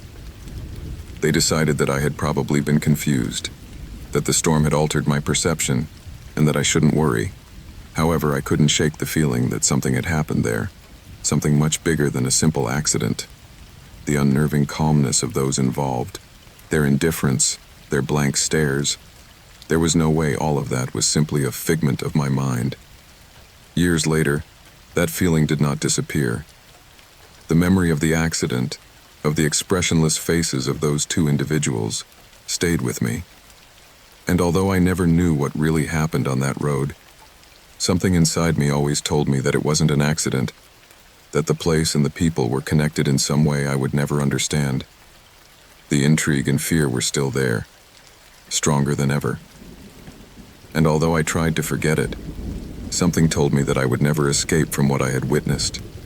Not because it was an inexplicable event, but because I knew that what I had seen, or thought I had seen, was only the tip of the iceberg of something much bigger and more terrifying. Something that still remains hidden, lurking, waiting to be discovered. In the small town where I was born, There was always a legend about an ancient mirror that had been the subject of whispers and fears for generations.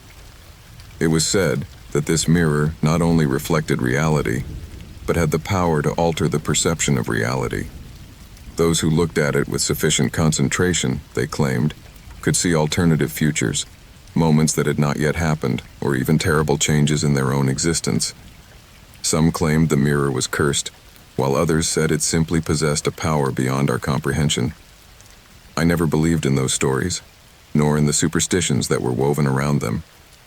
I lived my life rationally, looking for logical explanations for everything around me. But as it usually happens in these stories, everything changed the day I found that mirror. The find was not planned. I was exploring the home of an old family friend, someone with whom I didn't have much contact, but who had decided to sell his property. The house, now empty of furniture, retained the air of what was once a warm and lively home. As I walked through the cluttered rooms, something caught my eye in the last room, a small, dusty room at the end of the hallway. It was an antique mirror, framed in dark wood, with carved details that seemed to form almost incomprehensible figures. As I approached the mirror, I felt a strange sensation run through my body. It was as if I was being watched, as if the mirror itself had a will of its own. It wasn't the shine on its surface that attracted me, but something in its depths, something I couldn't describe in words. I leaned toward it, and for a brief moment, I saw myself reflected. It was not my ordinary reflection. There was something in my eyes, something that seemed to slowly distort. I thought it was a product of the dim light coming through the window, but something inside me told me it wasn't just that. My face, which normally looked calm, now seemed uneasy, as if something was behind me, watching me too. I decided to turn around, but there was nothing there. Just the heavy air and the humidity of the abandoned house. At first, I ignored it. It was just an old mirror, I thought. An antique that had been forgotten. But the next day when I returned home, the feeling persisted. Something told me that I had to go back, that I had to look at it one more time. I didn't know why, but the restlessness turned into obsession. Something was pulling me towards that house, towards that mirror, as if I was destined to find answers to something I didn't even know existed. I returned several times that week. Every time I approached it, the mirror seemed to call to me, to draw me in with an invisible force. All I could do was stare at it longer and longer. As I did so, I began to notice changes in the visions I saw reflected. At first, they were just small details, things that shouldn't be there. For example, once I saw my face reflected, but with a scar I never had before.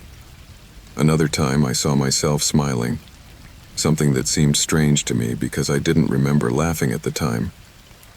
But everything changed the night I saw something much more disturbing. It was a stormy night, rain pelting my apartment window as I stood in front of the mirror. At first, everything seemed normal, but as I focused more on my reflection, the images began to distort. I saw a version of myself, but it wasn't the same. I was younger, more desperate, with a terrified expression on my face. Suddenly, that version of me began to scream silently, but his mouth did not move. I felt a pressure in my chest, as if the air had become thick. My gaze shifted across the reflection, and what I saw chilled my blood. A dark figure appeared, a shadow sliding behind my reflection. I couldn't see it well, but its presence was unmistakable. As the figure drew closer, the reflection of myself began to slowly fade, as if it was being absorbed by the mirror itself. I tried to pull away, but I couldn't. I was paralyzed, trapped by the crystal. I was paralyzed, trapped by the glass. Fear came over me, and my body reacted with a mixture of terror and confusion. I couldn't stop staring. The reflection of myself was no longer me. It was a twisted, distorted version, with completely black eyes and disfigured skin. I began to feel an unbearable heat, as if the mirror was consuming me. It was as if I was trapped between two worlds, between reality and something much darker. Suddenly, the reflection of myself began to move my hand, pointing to something behind me. Turning around, I saw nothing, but the terror in my chest intensified. Something was very wrong. Something I didn't understand, but knew was lurking. I was unable to leave the place until the storm ceased. When I finally detached myself from that spiral of visions and fears, I felt a strange pressure in my chest, as if something had stayed inside me. The mirror was silent, as if nothing had happened. But I knew that what I had seen was not just a figment of my imagination. There was something in that object, something that altered reality. From that night on, everything changed. The feeling of being watched became constant. No matter where I went or what I did, I felt the presence of something. The mirror, unwillingly, crept into my thoughts, into my dreams. Every time I closed my eyes, I saw these distorted images. I saw versions of myself living lives that were not mine, and I saw moments that had not yet happened, but seemed inevitable. My mental health began to deteriorate. The visions became more intense, more real. I began to lose touch with reality. The mirror no longer just showed distorted images, but seemed to have the power to alter my perception of the world. I saw my family disappear, my friends become strangers, and myself spiral into despair. I knew I should get rid of the mirror, but something inside me was holding me back. Something told me that if I did, I would lose control completely. That feeling of being caught between two worlds haunted me, and I couldn't escape it. The mirror had somehow marked me. It had changed something inside me, something I could not understand. Finally, after weeks of suffering, I decided to return to the house where I had found him. The storm had returned, and the night was even darker than the last time. I didn't care about the danger. I knew I had to end this. As I reached the place, I felt a sense of absolute emptiness, as if time had stopped. I climbed the stairs with my heart racing, still thinking about what had happened. The mirror was still there, waiting, in its dusty corner. As I approached it, something on its surface moved, as if it were a door opening into something else. I leaned over to look at it one last time, but this time, I saw no distortion, no reflection. I saw only a black void, as if I were looking at nothingness itself. And in that void, a voice whispered my name. The force emanating from that mirror is indescribable, and though I tried to turn away, something kept me there, watching. Suddenly, everything went dark, and my mind shut down. I don't know how much time passed, but when I woke up, I was back in my apartment. The mirror was gone. I couldn't remember how I had returned or what had happened after that last encounter, but something inside me had permanently changed. The mirror was gone, but the visions were not gone. I wondered if I would ever be the same again. What is clear is that the mirror is still there somewhere, waiting for someone else to look at it. And if you're reckless enough to look at it, it could be the last reflection you ever see. I never imagined that something as simple as looking at the sky on a quiet night could alter the course of my life. Yet it was right there, in a quiet corner of the city, that it all began. The night was clear, the moon was shining brightly, and the stars were aligned in a perfectly ordinary pattern. Nothing indicated that night was going to be any different. But for some reason, my eyes were drawn to a bright flash, a sudden flicker that cut across the sky, like a spark flashing before fading. I had trouble understanding it at first, because it was so fleeting that I didn't know if I had really seen it. But as I looked more closely, I realized that something big was falling from the sky. It was a star. Not an ordinary star, but one that shone with a brilliance so intense that it seemed to defy the laws of nature. It was unlike any star I had ever seen before. It gave off a strange, almost unnatural light, and at first I thought maybe it was a meteorite, but I soon realized that its trajectory was too erratic to be one. The star was falling, as if it had a life of its own, and on its descent towards the earth it seemed to be spinning, as if searching for something. It was only a few seconds before the star disappeared over the horizon, and the sky returned to its usual tranquility. I stood there, staring into the void where the glow had once been, not knowing what to think. I felt a strange sensation in the air, something I could not explain, as if something in nature itself had changed. I decided not to think about it anymore, convinced that it had been a mirage or some illusion caused by my tired mind. But that night, something awoke in me, something I could not ignore. There was something about that star that wouldn't leave me alone, something that drove me to know more, to investigate. I decided to follow the trail, to find out where that star had fallen, and if there was anyone else who had witnessed what I had seen. At first, everything seemed normal, even when I went into the nearby forest, where I thought the flash might have fallen. Hours passed, and soon the sky turned dark again, but I found nothing, no sign or trace of what I had seen. However, upon returning to town, I began to hear strange rumors. A couple of people I knew mentioned seeing something in the sky that same night, but with a tone of bewilderment and fear. None of them seemed to know exactly what it had been, but they agreed that something wasn't right. My curiosity grew, but so did a feeling of unease, as if I were chasing something I shouldn't be looking for. As the days passed, strange events began to accumulate. People in the town who had been near the place where he believed the star had fallen began to suffer unexplained accidents. In less than a week, 3 families in the area lost one of their members in unusual circumstances. Sudden deaths, rare illnesses, and traffic accidents that seemed to have no explanation. Although the town had always been quiet, the tragedies began to pile up, and people began to speak in whispers. No one knew how they happened, but everyone was frightened. Something dark seemed to have been unleashed, and no one knew what had caused it. As I got deeper into the investigation, I noticed that there was a pattern to these deaths. The people who had been in direct contact with where the star had fallen seemed to be the ones who suffered the worst consequences.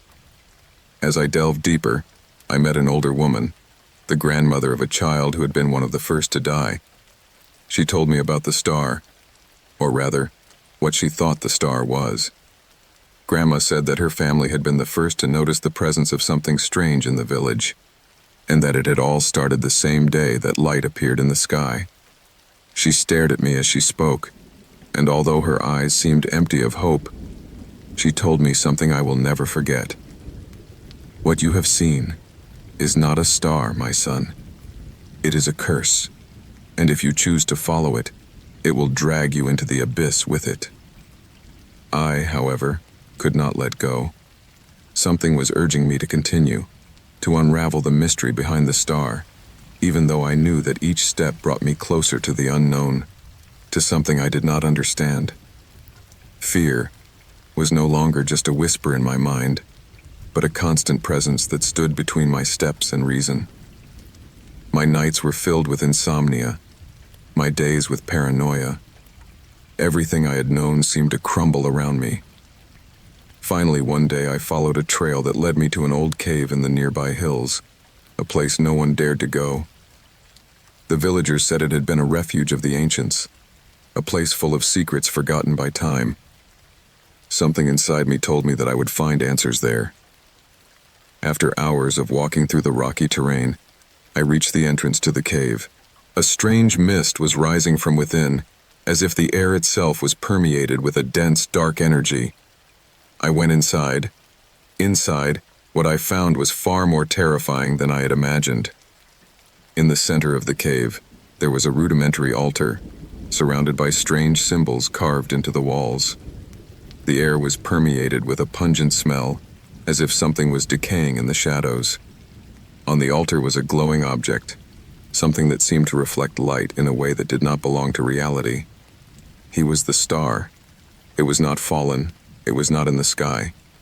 It was here, on Earth, trapped in a physical form, and its radiance seemed to emanate directly from the rock itself.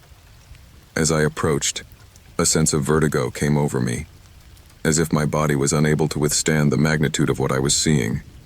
It was as if that star was connected to something much bigger, something that transcended human comprehension. And at that moment, I understood the curse. There was something about that star that not only killed people, but dragged them into a different dimension, where their families and loved ones died for no reason, as part of a meaningless game that the star orchestrated. It was not an accident. It was not a fluke. Every life it touched, every life the star changed, disappeared into darkness.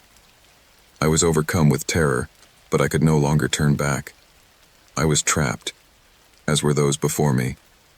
I looked back and saw shadows, figures sliding down the walls, reflections of those who had been touched by the star. Their faces, distorted by fear and suffering, watched me from the darkness. Somehow, I knew that, like them, I was doomed. The star had not only touched my life, it had touched something deeper, a darker destiny. I decided to leave the cave, but I could not escape from what had already begun. Every step I took brought me closer to something much bigger, much deeper. When I came out, the star seemed to have disappeared, but the air was permeated with its presence. I know now that I cannot escape. I am trapped, and every night when I close my eyes, I can feel its glow lurking, pulling me more and more into its terrible influence. The curse is still alive, and I know that sooner or later I will fall. Because once the star looks at you, you can no longer escape its glow. When I moved to the old house on the outskirts of the city, I did so with the hope of finding a quiet refuge away from the hustle and bustle of modern life. The house was large, one of those period buildings that retain the majesty of yesteryear, but also seem to carry the weight of the secrets of generations past. My goal was simple: to enjoy a spacious home all to myself, a place where I could write and find peace. However, what I found in the depths of that house changed my life forever. The move was quiet, with no big surprises. The smell of old wood, the creak of the beams under my feet, everything seemed to have been preserved by the passage of time. Although the house was impressive, something in the air made me feel that I was not completely alone. As if the walls themselves held echoes of old conversations, forgotten laughter, perhaps whispers that no one remembered anymore. I ignored those sensations, concentrating on my task of organizing my things. It was on the second day, while exploring the basement, that I discovered something that left me puzzled. As I was going through the boxes stacked in a dusty corner, I noticed something strange. A wall that seemed different from the others. It wasn't as thick or as solid as the rest. As I got closer, I saw an old, rusty door, almost hidden behind a pile of old junk. It was a door that hadn't been opened in years, maybe decades. What was most disturbing was that it was sealed with a thick layer of wood and nails that seemed to have been placed for a clear purpose, to prevent anyone from entering. I felt a strange mixture of curiosity and fear when I saw it. Why was that door sealed? What was hidden behind it? For days I resisted the temptation to investigate. Fear of the unknown made me hesitate, but curiosity, that need to know, was much stronger. I decided I had to see what was behind that door, and, although something inside me warned me not to, I couldn't ignore the impulse. With the help of a crowbar and some effort, I managed to remove the nails and get the door to open. The air in the basement was thick, and as I opened it, a blast of cold air hit my face, as if an icy draft had been trapped in that room for years. My heart was pounding, but still, I stepped inside. The room was dark and dusty. At first, I couldn't see anything well because of the gloom, but as I walked inside and turned on my phone's flashlight, I began to make out various stacked objects. There was antique furniture, pictures covered by white sheets, and a series of closed boxes, some of them marked with names and dates. It looked like some sort of warehouse or storage room, but something didn't fit. Something unsettling in the air. As I turned to examine the room, my gaze stopped on one object in particular, an old wooden cradle, situated in the center of the room. It was covered with a dirty cloth, but the strangest thing was that it seemed to be in perfect condition, as if it had been placed there very recently. I approached slowly, feeling a shiver run through my body. As I lifted the cloth, a sense of horror came over me. In the crib were several items that belonged to a family, or so it seemed. A hand-woven blanket, a couple of broken toys, and what looked like a framed photograph. The picture showed a woman, a man, and two small children, all with a haunting expression, as if something was wrong at the time the picture was taken. My heart raced as I looked at the photograph. I didn't recognize the people in the picture, but there was something about their faces that made me feel uncomfortable, as if I was looking at someone who shouldn't be there. As I looked further into the room, I began to find more things. There were more photos, some of them faded with the passage of time, but all with the same strange feeling as the first one. Smiling families, children running around the garden of what must have been the house. But in each photo, there was something unsettling, something I couldn't identify. In addition to the photos, I found a series of letters, some handwritten, some typed. They all seemed to be personal correspondence, but the strangest thing was the content. They mentioned a family that lived in the house many years ago, a family that disappeared without a trace. Neighbors recalled that the family had been very close, but after a stormy night, they simply did not return.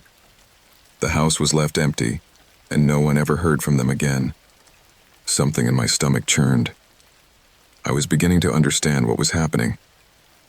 This house, my house, had belonged to that family, and everything I found in that room seemed to be a time capsule, a reminder of a forgotten tragedy. But what disturbed me most was not the objects or the letters, but what I discovered next. In a corner at the back of the room, there was a small desk covered with dust. As I approached it, I noticed that one of the drawers was ajar. Opening it, I found a folder containing more photos. These photos were different. They were photos of the same children, but over time, their faces began to show signs of deterioration. Their eyes seemed empty, their smiles forced, and the atmosphere in the pictures became darker and darker. At the end of the folder, there was one last photo. It was the most disturbing of all. In it, the children were sitting in the crib I had found in the center of the room, but their eyes were closed, and a dark shadow seemed to cover half of their faces. It was as if they were dead. Something wasn't right with that image. Something in the back of my mind told me that this was no ordinary photo, but something much more sinister. That's when it all started to make sense. The family had disappeared, but it wasn't just an accident or a runaway. Something had happened in this house, something that was connected to the star in those photos, something that didn't want to be remembered, something that had been trapped in those walls. My breathing quickened as I realized what I had unearthed. I looked around, feeling something watching me from the darkness, something that didn't want me to know the truth. But before I could do anything, I heard a sound, a faint rustling, as if something was moving on the upper floor. I froze, holding my breath, but the sound stopped as suddenly as it had started. However, something had changed in the atmosphere. It was as if the house had awakened from its long slumber, as if everything that had been sealed away for so long was now ready to come to light. I decided it was time to get out of that room. Something told me I had dug up more than I should have. As I closed the basement door behind me, a shiver ran down my spine. I wasn't sure what I had discovered, or what had happened in this house many years before, but something inside me told me that nothing would ever be the same again. The house had reclaimed its history, and I, now, was trapped in it. Returning to the second floor, I looked out the window into the garden. The storm had started again, and an icy wind was blowing in the darkness. At that moment, something strange made me look again at the cradle I had found in the basement. I couldn't stop thinking about those children, their faces, the way they looked, waiting. As if they were still here, somewhere in the house, waiting for someone else to find them. The feeling of being watched did not leave me, and as I moved away from the window, I felt the air getting colder and colder. The house had secrets, and I had just uncovered one. But at what price? It all started on a gray afternoon, when I arrived home after a long day at work. I was tired, just wanting to rest, but what I found in my mailbox that afternoon changed my life forever. It was no ordinary package or letter. It was an envelope with no return address, a dark color, and a strange texture. At first, I thought it might be an advertisement or an unimportant offer, but as I held it up to the light, I realized it had no stamp, no address, no name. Just a handwritten address in red ink, which seemed to bleed into the paper. Instinctively, I felt a shiver run down my spine, but I pushed the feeling aside. After all, who isn't intrigued by something so unusual? I opened the envelope with a mixture of curiosity and distrust, and the first thing I noticed was that the letter inside was not written with an ordinary pen. The ink, a deep red, was spread across the paper in a way that didn't look human. The words were written clumsily, as if the hand that traced them was trembling, but at the same time, there was a strange precision in their arrangement. The message was brief, but enough to make my blood run cold. The future is already sealed. You cannot escape. What is coming is inevitable. Each of us has a role to play in the final outcome. The countdown has begun. You are marked. Your destiny will lead you into darkness. The paper fell from my hands to the floor. The uneasy feeling grew like a wave in my chest. No one had ever warned me of anything like this. No one in my life had ever spoken of what is to come, or a marked destiny. I looked at the letter again and again, as if trying to find something that would help me understand what it was about. But all I saw was red ink, crude cryptic words, and the feeling that something very dark was about to happen. I decided to ignore it, filing the letter deep in the back of my mind, but something told me I shouldn't have. That same night, I woke up startled, the sound of the storm outside echoing off the walls of my room. I felt a knot in my stomach, as if something was stalking me. Something in that letter wouldn't let me rest, and curiosity began to eat away at me. The next day, I searched the internet for any clues that might shed light on the message. I typed in the most relevant words from the letter: sealed future, inevitable, countdown. To my surprise, I found several forums and articles from people who reported receiving similar letters. Some of the descriptions exactly matched mine. Envelopes with no return address, red ink, cryptic messages. Each of the testimonials I read seemed to follow the same pattern. People from different parts of the world, all connected by a message that repeated with slight variations. In one thread, a woman related how she had received a similar letter, and how at first she ignored it, thinking it was a prank. But after a few days, what seemed like a pattern began to happen. Strange events occurred around her. His family suffered an accident. Her house was destroyed by fire. Other testimonies told of equally inexplicable and terrifying situations. Something much more sinister was afoot. With each testimony I read, I felt more trapped. Not only had I received a strange letter, but I was now linked to a network of people who had also been sent the same message. A message that warned of an impending catastrophic event. An event that, according to the letters, was already underway and could not be stopped. My nights became restless. I woke up constantly, agitated by nightmares where I saw shadows stalking me. Known and unknown people staring at me as if they were waiting for something. Something approaching. Something I could not avoid. By day, I would find myself looking at the letter over and over again, trying to find some hidden meaning, some clue that would tell me what to do, how to avoid what seemed to be an inevitable force. My obsession grew. I decided to contact the people on the forums I had found, but most did not respond or were missing. Those who did seemed to speak with a somber tone, as if they had already accepted what was to come. There was something in their words that conveyed hopelessness, a sense of resignation. One woman, in an anguished tone, wrote to me, "We can't stop it. It is too close. What is coming can no longer be avoided." But no one offered me clear answers. No one seemed to know what to do. One night, after days of relentless research, something changed. I received another letter. This time the envelope was smaller, thicker. It was sealed with a strange symbol, a circle with a line through it, and inside was a shorter but much darker message. The clock has started. The end is imminent. When the stars align, all will be consumed. Chaos will begin with a whisper. It waits for you. It is near. You know it. Fear came over me. The same feeling of unease I had experienced since the first letter intensified. I decided then that I had to act, that I could not stand idly by while something unfolded, something that I did not understand, but which I felt was catching up with me. The letter said that chaos would begin with a whisper. But what did that mean? What were the stars aligning? I couldn't stop thinking about those words. One early morning, as the wind was battering the windows of my house and lightning was illuminating the sky, I decided to go for a walk. The air was tense, as if the world itself was waiting for something. I looked up at the sky. The stars were shining with a strange intensity, something I hadn't noticed before, as if everything was about to change. That same night, a great tremor shook the city. It was unlike any earthquake I had experienced before. It was different, as if the earth itself was being reconfigured. I picked myself up off the ground, feeling my body vibrate with the energy of the earth.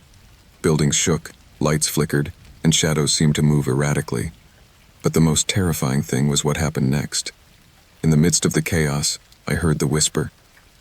I don't know if it was an echo of my own mind, a hallucination provoked by fear, but I heard a distant sound, a muffled voice that seemed to come from everywhere. A soft, almost imperceptible murmur, as if the whole world was whispering a warning. The sound grew louder. It was as if everyone who had received the letters was connected by that murmur. I felt something inside me change, something activated, and suddenly I understood. It wasn't just a warning. It was a call to participate in what was to come. The shaking stopped as abruptly as it began, but the shadows moving in the city did not disappear. Something dark had begun, something I could not avoid. The strange happenings mentioned in the letters, the disappearances, the tragedies, it all began to make sense. It had been just the beginning. The event was underway. The whispering continued for days, like a call that could never be silenced. Those letters, those cryptic warnings, were not just a message. They were a warning of what was to come. And now, as I looked up at the stars aligned in the sky, I understood that there was no turning back. The catastrophic future we had been shown was not just a possibility. It was our destiny. The letters were no longer just words on paper. They were the truth, and there was no escaping it. Ever since I was a child, I've always had a fascination with the unknown. Books about lost civilizations, ancient maps that promised to show hidden worlds, and tales of explorations beyond imagination. What intrigued me most, however, was the idea of a city submerged in the depths of the ocean. I had read about such places in myths and legends, but when an old map came into my hands in an antique store, what I discovered seemed like something out of a story too scary to be true. The map was an antique piece, with worn edges and drawings that seemed to have been created by hands that knew the sea much better than any modern geographer. The paper was yellowed by the passage of time, but the outline of the submerged city was clear, as if someone had wanted to make sure that this secret would last. According to the map's indications, the city was located in a remote spot, where the ocean waters mingled with the darkness, in an area that sailors feared. The legend spoke of a civilization so advanced that its achievements were not only technological, but also spiritual. But then all was lost, as if engulfed by the sea itself. Curiosity overcame any doubts I might have had. The idea of being the first to find what had been lost for centuries consumed me, and without much thought, I began to organize an underwater expedition. I contacted a team of experienced divers, and along with the proper equipment, we prepared to embark on what seemed to be a journey into the unknown. The days leading up to the expedition were filled with preparation, but also with a strange feeling that I could not ignore. I knew something big was about to happen, but I didn't know if it would be a discovery or a disaster. The day of the trip arrived. We set out on a boat from a small coastline that was barely marked on modern maps. The voyage to the point marked on the map was long and tense.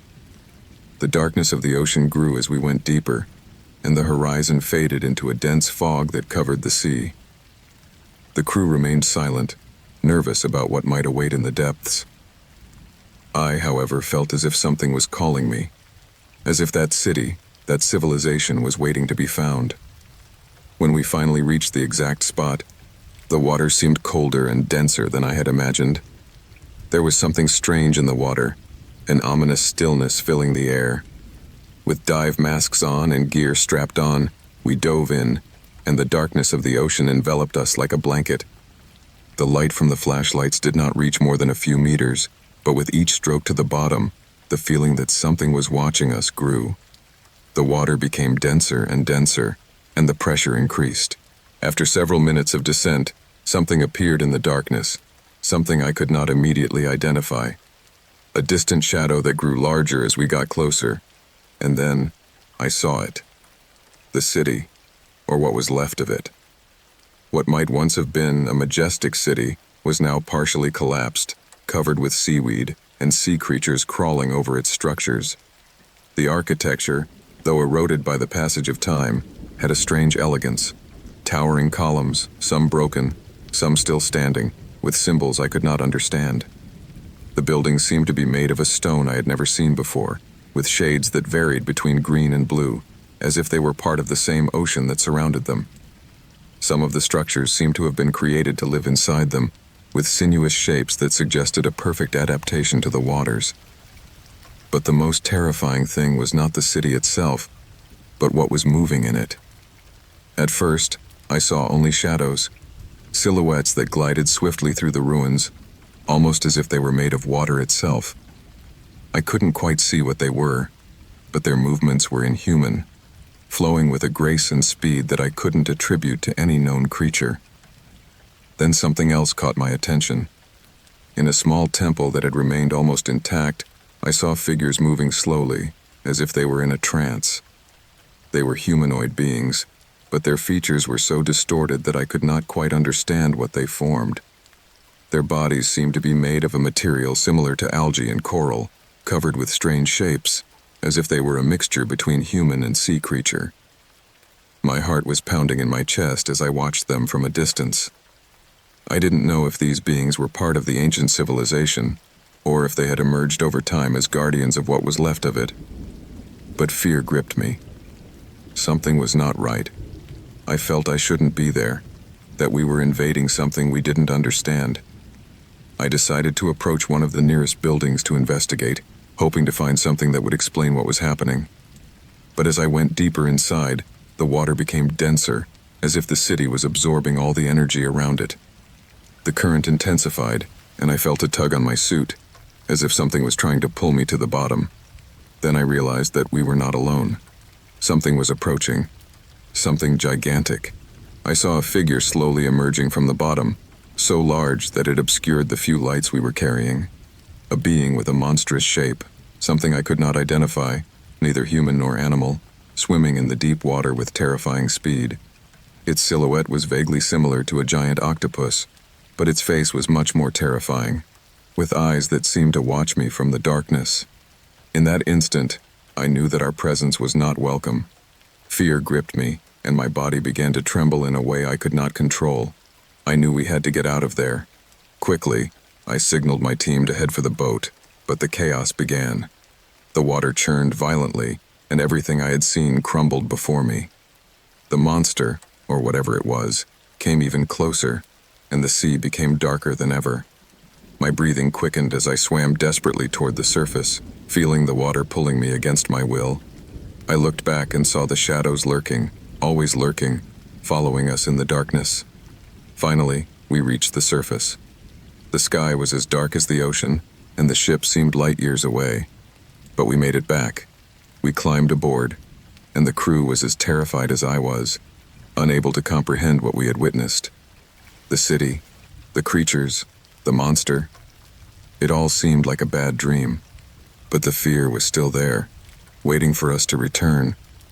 We headed back to shore, but something in me couldn't stop thinking about what I had seen.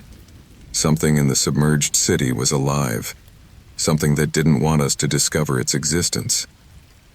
There was something much older and darker down there, something that had been forgotten for a reason.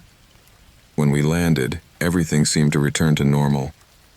But that night, as I slept in my room, the images kept haunting me.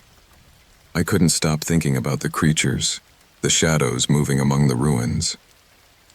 And when I woke up, everything I had experienced faded away. I realized it had been just a dream, one so vivid, so real, that I found it hard to believe it hadn't happened. But still, a part of me felt that it had been more than just a nightmare. That city, those beings, they were still there, waiting in the depths of the ocean, waiting for someone else to dare to discover what lurks in the darkness. And maybe, someday, someone else will. But until then, that experience, as terrifying as it was something I will never forget. Sometimes the stories we don't fully understand are the ones that haunt us the longest. During my high school years, I had a close friend, Tomas. At first, he was no different than many other kids I knew, just another classmate in a sea of faces. But things changed after his breakup with Mariana, his lifelong girlfriend. I never imagined that this separation, seemingly common for most teenagers, would become the trigger for a spiral of obsession that would transform his life and, consequently, the lives of all of us around him. I was always more of a spectator than an active participant in the social dynamics of the school. I didn't like drama and tried to stay out of it, but Tomas, at the time, was someone with whom I felt comfortable. We shared many classes together, and although he was somewhat introverted, his sense of humor and ability to make friends made him popular. But all that changed after he broke up with Mariana, or rather after Mariana broke up with him. At first, Tomas didn't seem so affected. He seemed calm and almost relieved about the breakup, as if he hadn't really cared that much. But what no one knew, not even Mariana, was that Tomas had been keeping secrets, and those secrets weren't just the typical feelings of hurt over a failed relationship. Tomas began to change. He became distant. His eyes showed a vacant expression, as if he was disconnected from reality. He began to watch Mariana more, not only in the hallways, but also through the classroom windows. He said he was just looking at her by chance. But the rest of us knew there was something else behind those gestures. What began as a series of furtive glances quickly turned into something more disturbing. During the weeks that followed, Tomas began to follow Mariana after school. Sometimes he would see her hanging around near her house or in the park where Mariana used to go running with her friends. When I asked him about it, Tomas laughed nervously and told me that he was worried about her, that he didn't want her to be alone after the breakup, that he felt responsible for her well-being. But I wasn't entirely convinced by his words. There was a tension in his voice, a spark of something dark that I couldn't identify. Tomas's strange little acts were not limited to Mariana. In the classroom, he became increasingly irrational.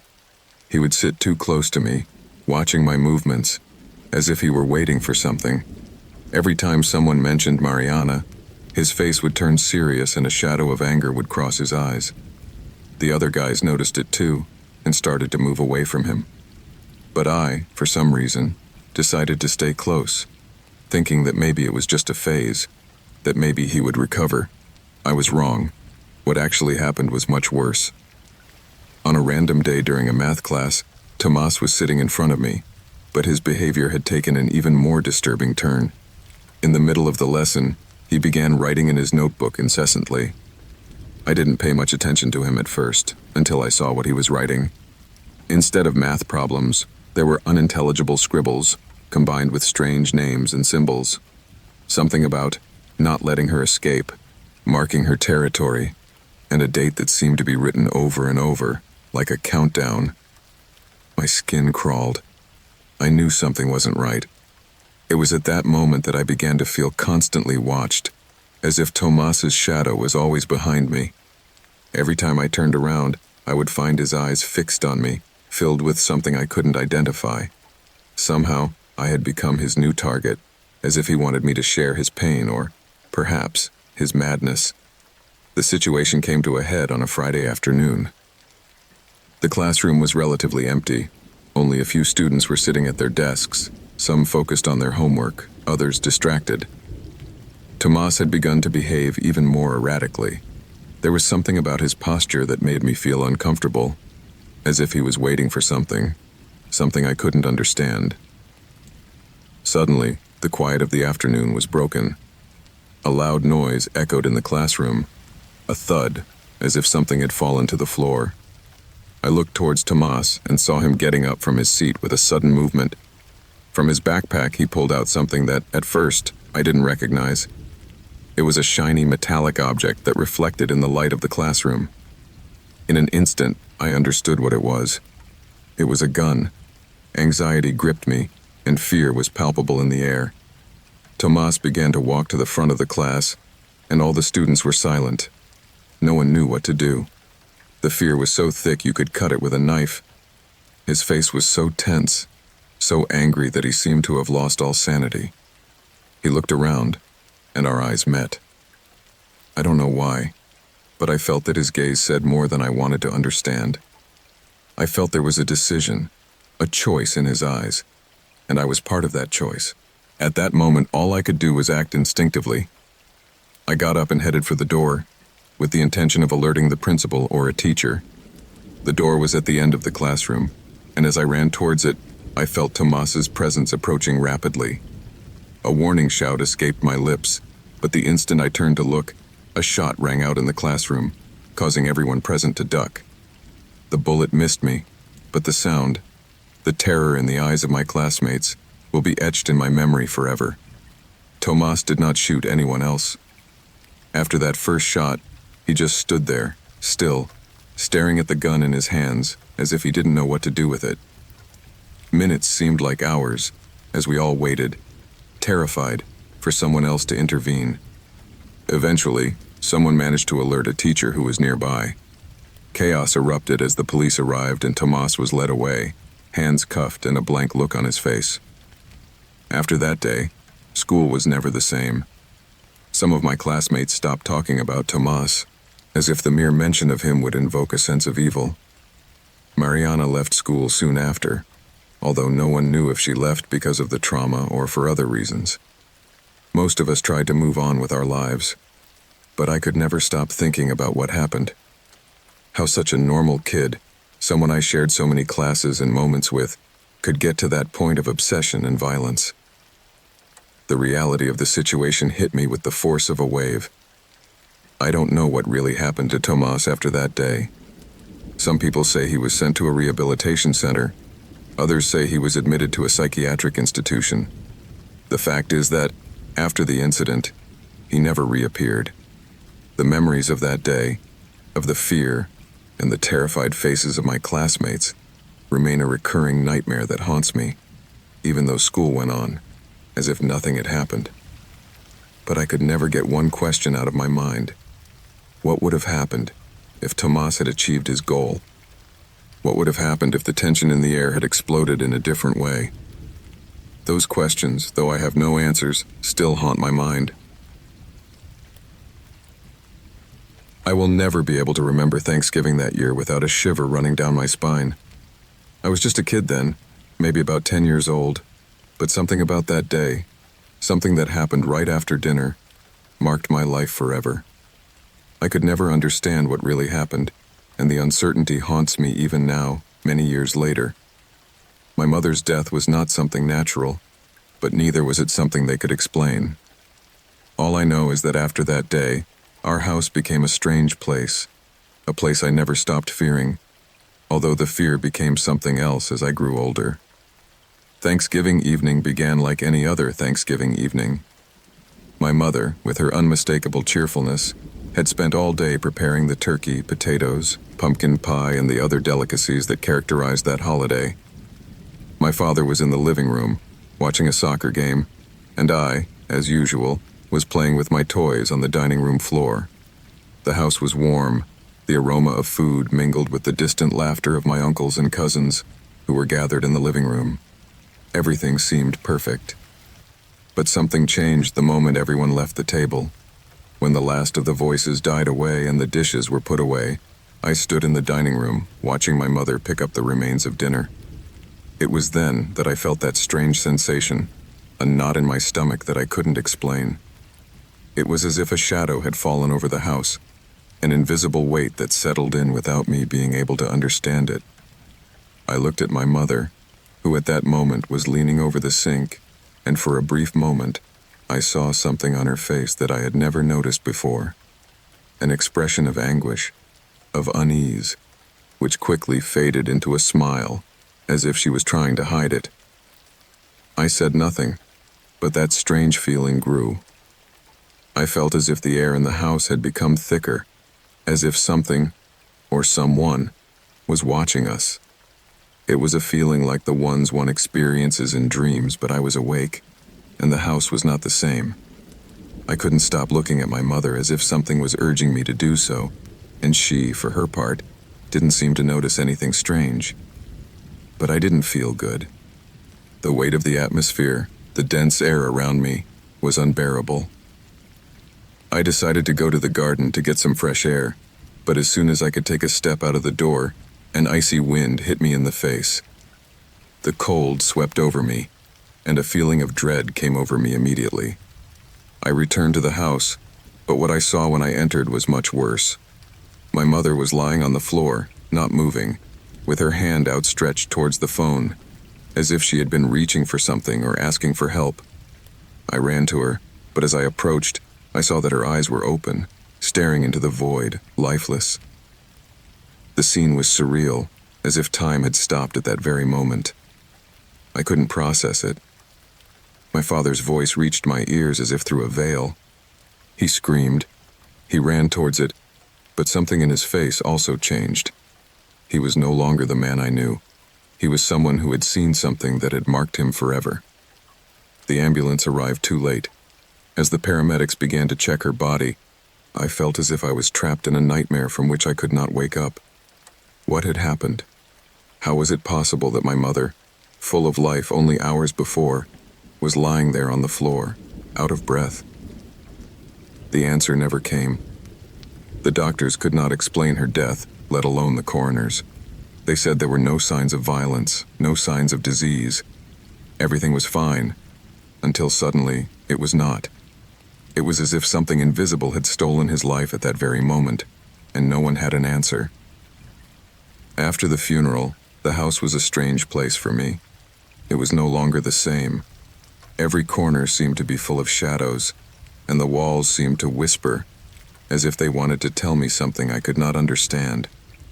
Every night I would wake up with a feeling of uneasiness, as if something was lurking, waiting to catch me. Sometimes when I was alone in my room, I could hear a muffled sound, as if someone was walking in the corridors. But when I went out into the corridor, everything was silent, as if nothing had ever happened. My dreams became nightmares. I dreamed of my mother, but she was not the same. In those dreams, she was always watching me from the darkness, not speaking, just watching, as if she was judging me.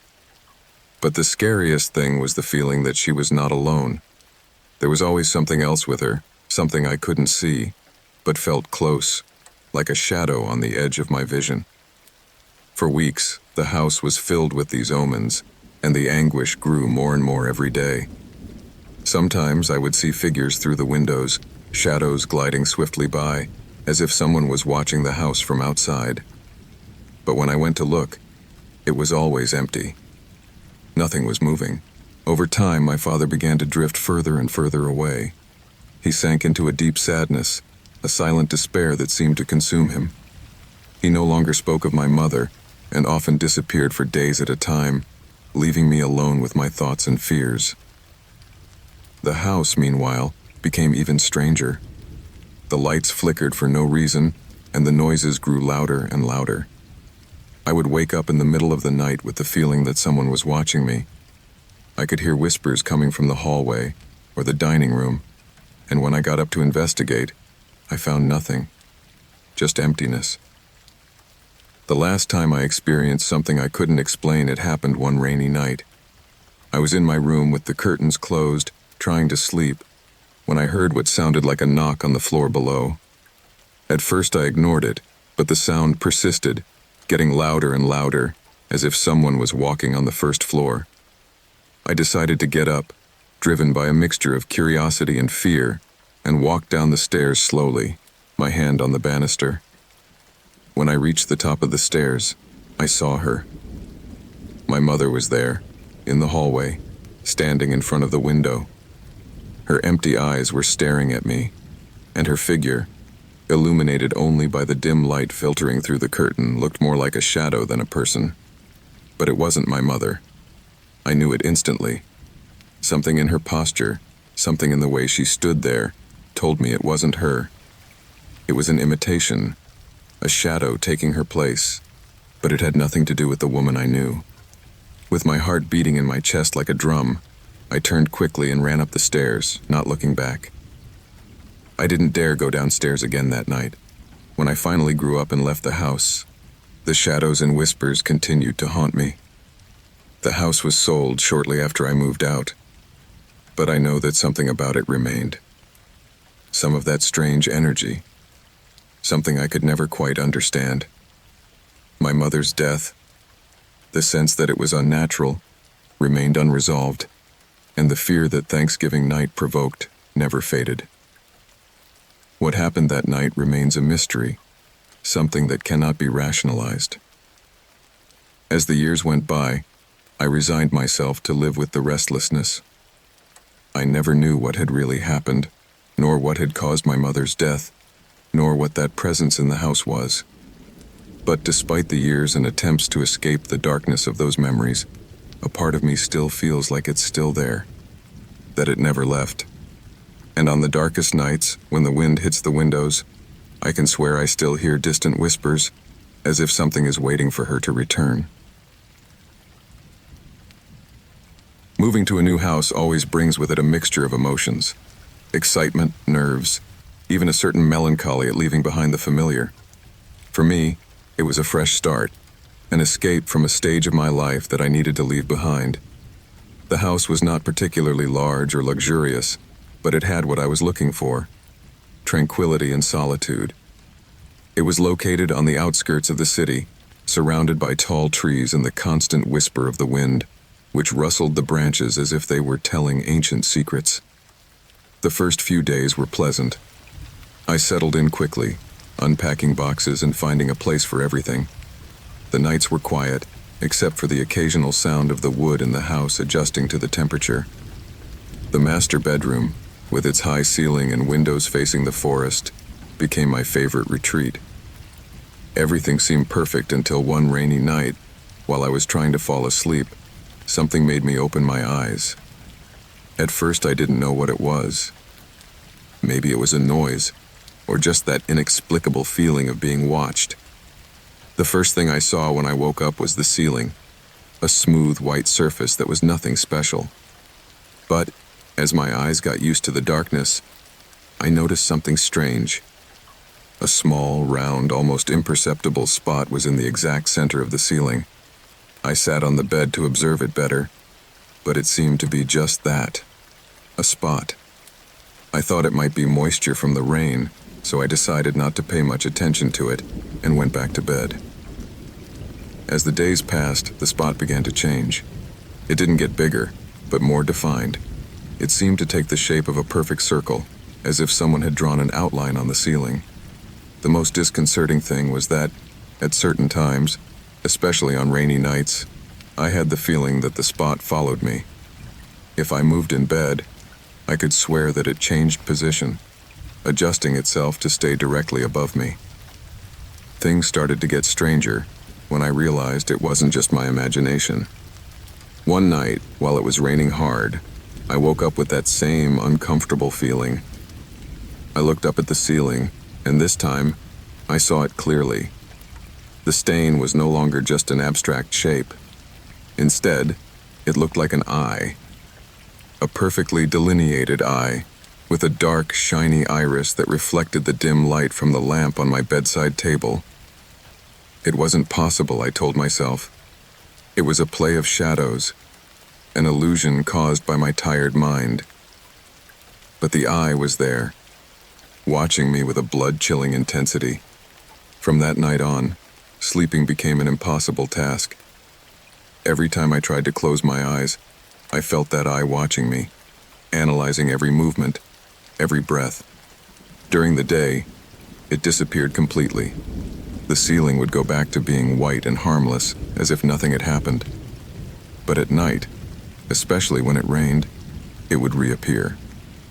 At first I tried to ignore it, convinced that it was just the result of my overactive imagination. But the eye didn't just watch me. It seemed to become more aware of my presence with each passing night. One night, while trying to read to distract myself, I felt a slight movement in the ceiling. I looked up, and to my horror, saw the eye blinking.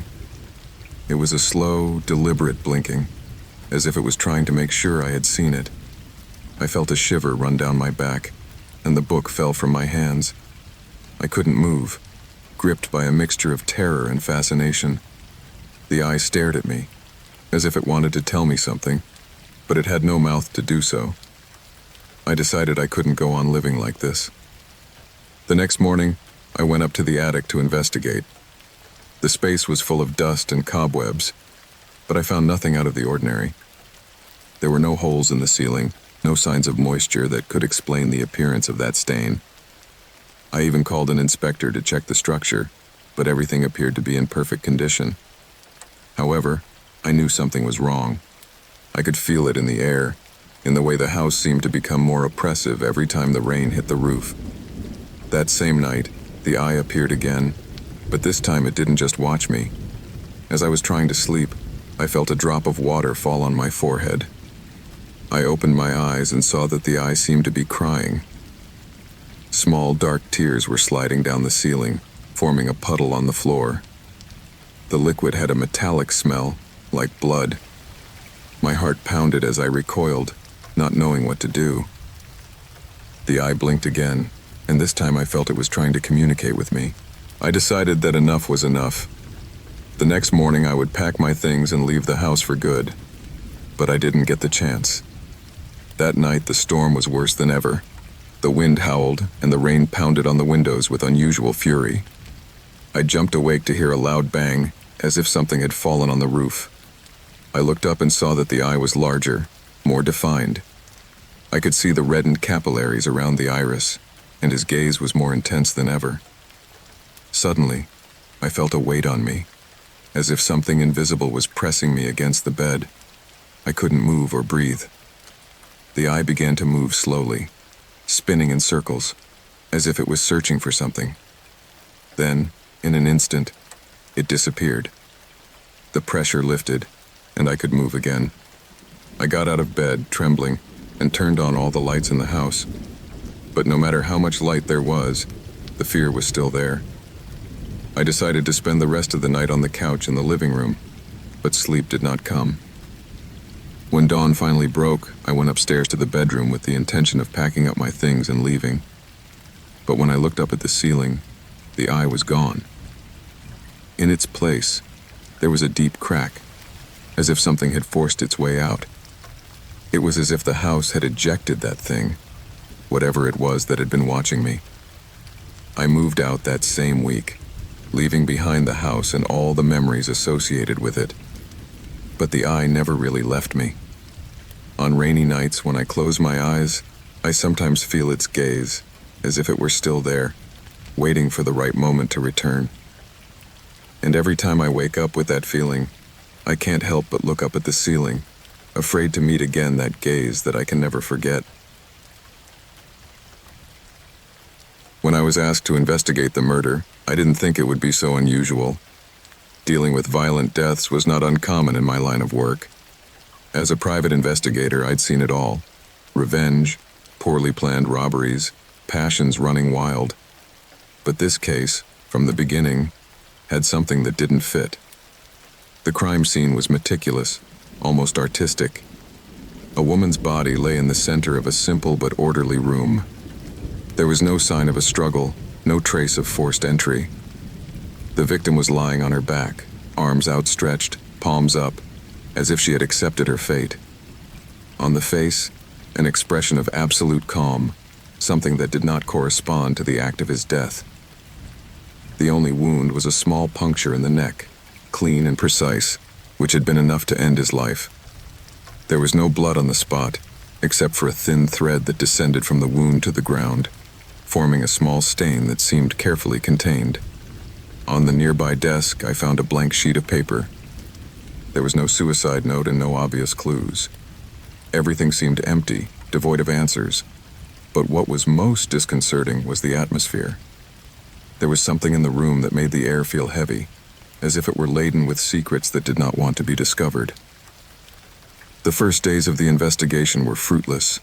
The woman identified as Clara was a quiet and reserved person.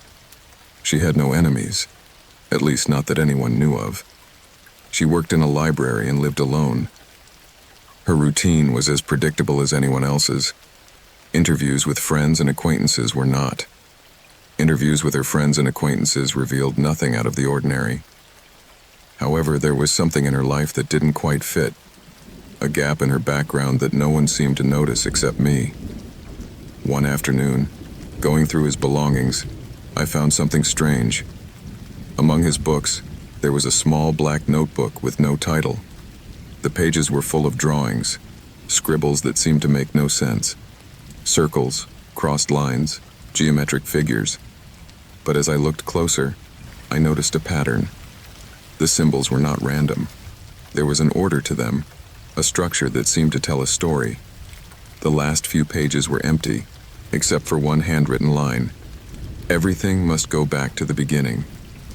I had no idea what it meant, but the phrase stayed with me, repeating in my mind like an echo. As I tried to decipher the meaning of the notebook, I began to notice strange things. At first they were small details, shadows that seemed to move in the corner of my eye, a barely audible rustling in the quiet of my office. But then the incidents became more disturbing. One night, returning home, I found the door open. Nothing had been stolen, but on my desk was the black notebook, open at the last page, with that same sentence that now seemed like a warning. The investigation took an unexpected turn when the coroner delivered the final results. Clara's cause of death was clear, but there was something peculiar in her blood. Traces of an unknown substance, something that did not appear in any medical record. It wasn't poison, or drugs, or anything they could identify. It was as if her body had been touched by something foreign, something beyond human understanding. With each passing day, I felt that the case absorbed me more and more. My dreams were filled with disturbing images, Clara's body, the symbols in the notebook, the whisper that now seemed to have a voice. One word kept repeating itself in my mind when I woke up, although I didn't know its meaning. Something told me that the answer lay in Clara's past, in that emptiness that no one had been able to explain. Following my intuition, I looked further into his life before moving to the city. I discovered that he had lived in a small town, one that no longer appeared on maps.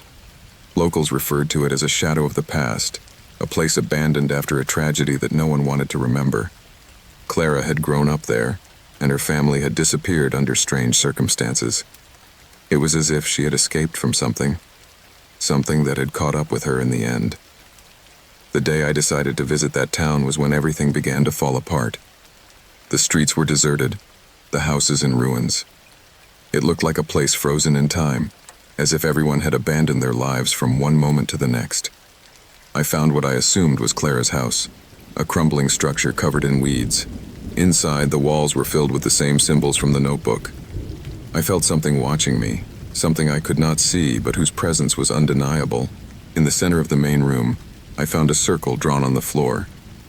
It was identical to the ones I had seen in the notebook, but this one had a disturbing detail. In the center, there was a small antique mirror with cracked glass. As I approached it, a blast of cold air hit me, and for an instant, I saw my reflection distorted, as if it wasn't really me. Upon returning to the city, I tried to rationalize what I had seen, but I couldn't. The case was no longer just an investigation. The case was no longer just an investigation. It was now personal. I felt I was being pulled into an abyss I didn't understand, a place where answers didn't exist. The following days were a blur. I began to receive letters with no return address, each with only one word written on it: beginning. The black notebook disappeared from my office, although no one else had access. The nights were unbearable. The feeling of being watched was constant, and the whisper in my ear had become crystal clear. It was not a human voice. It was something else, something that seemed to come from a distant place. When I finally connected the pieces, it was too late. The notebook, the mirror, the abandoned village, all pointed to a cycle, a repeating pattern. Clara had not been the first, nor would she be the last. There was something ancient, something that demanded tribute, and Clara had been its most recent victim. The phrase, "everything must go back to the beginning," was more literal than I had imagined. It was a message, a warning that there was no escaping the inevitable. The case was never officially resolved. Clara was buried, and the world moved on. But I didn't. The letters kept coming.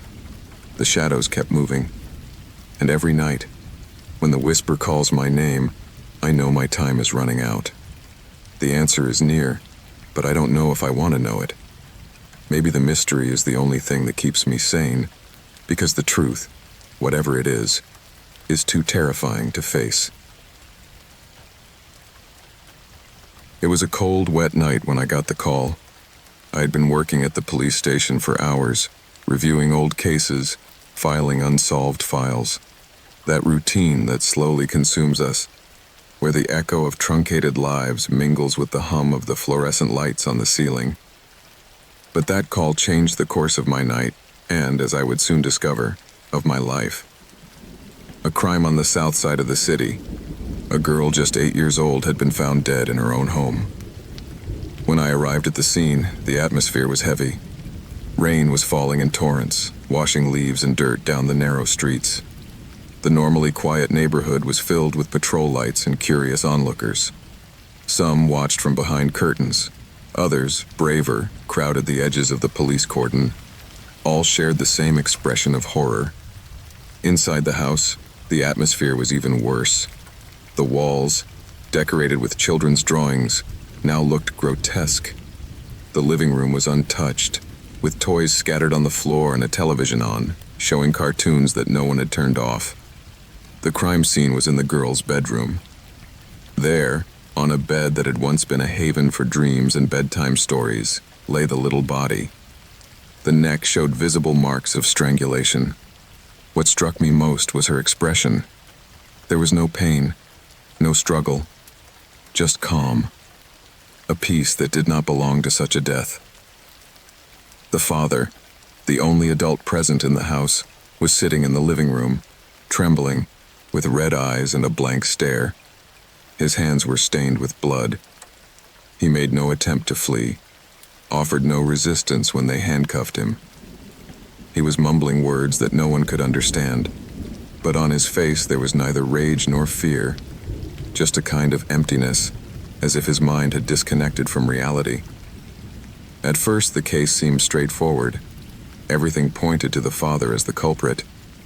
The marks on the girl's neck matched his hands, and there was no sign that anyone else had entered the house. But as the investigation progressed, things began to get more complicated in ways none of us could have foreseen. Toxicology analysis revealed something puzzling. In the father's blood, there were traces of a foreign substance, something the forensic experts could not immediately identify.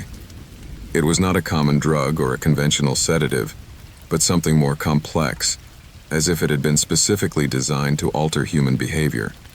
According to experts, this substance could induce states of hypnosis or extreme suggestibility.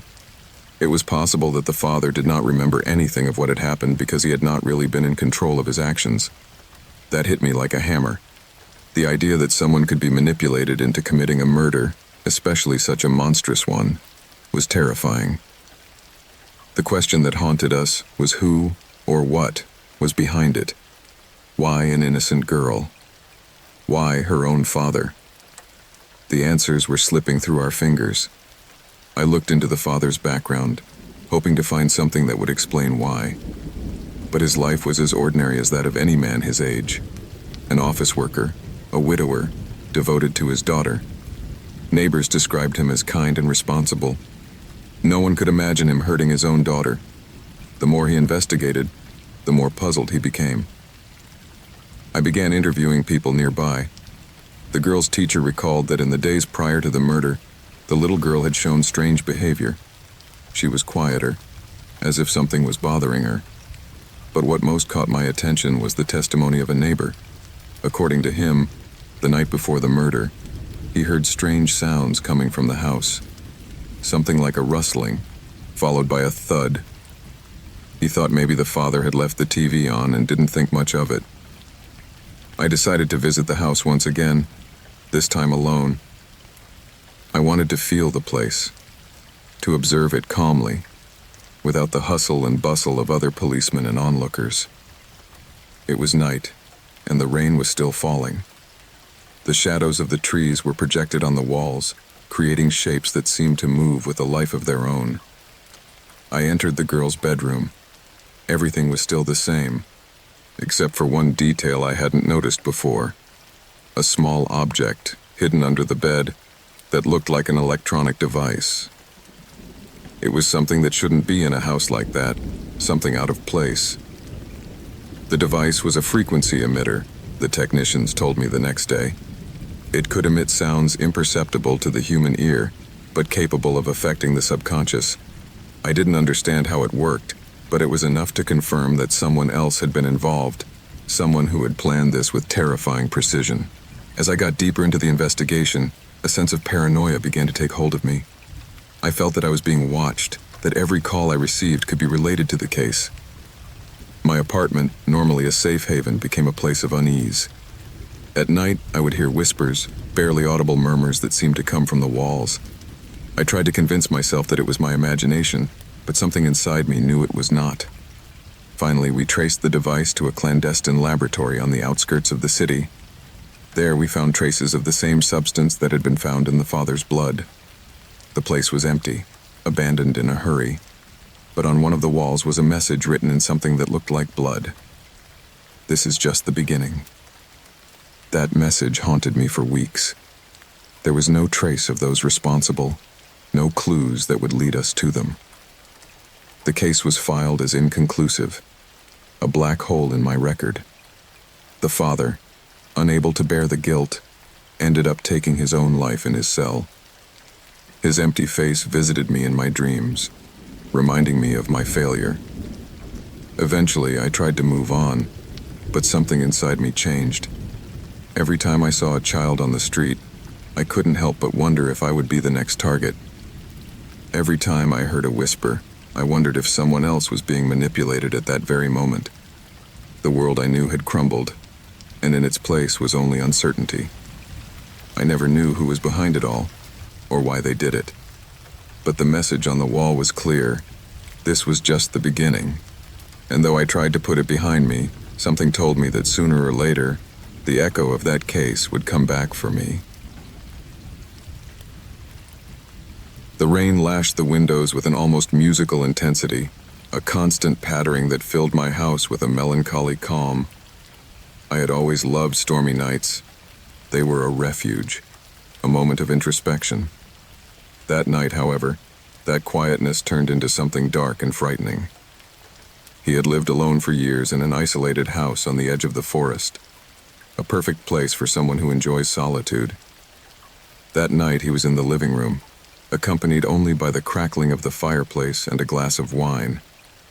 The television was broadcasting images of some program I wasn't paying attention to, and the wind, getting stronger and stronger, was rustling the boards of the roof. At first I thought it was a mistake. When I heard the knocking on the door, I assumed that some lost traveler was seeking shelter. I got up somewhat reluctantly, wondering who might be out on a night like that.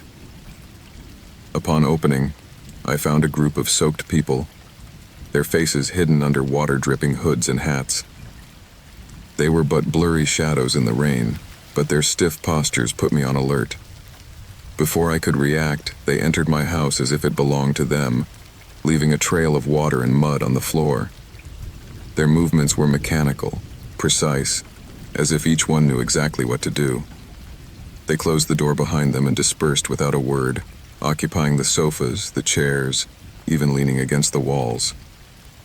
My protest was caught in my throat, choked by bewilderment and a growing sense of vulnerability. There were 5 of them in all, 4 men and 1 woman. Their clothes were soaked and worn, as if they had walked for miles in the storm. No one bothered to remove their coats or explain their presence. Each seemed to absorb the heat from the fireplace with an almost predatory intensity, as if that fire was the only reason they were alive. I tried to reason with them, but the way they looked at me made me recoil.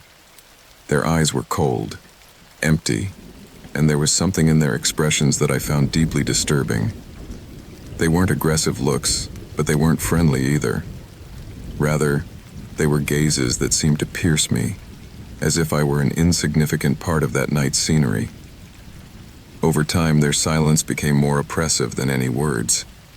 They moved about the house with an unseemly familiarity, touching personal items, moving chairs, checking shelves.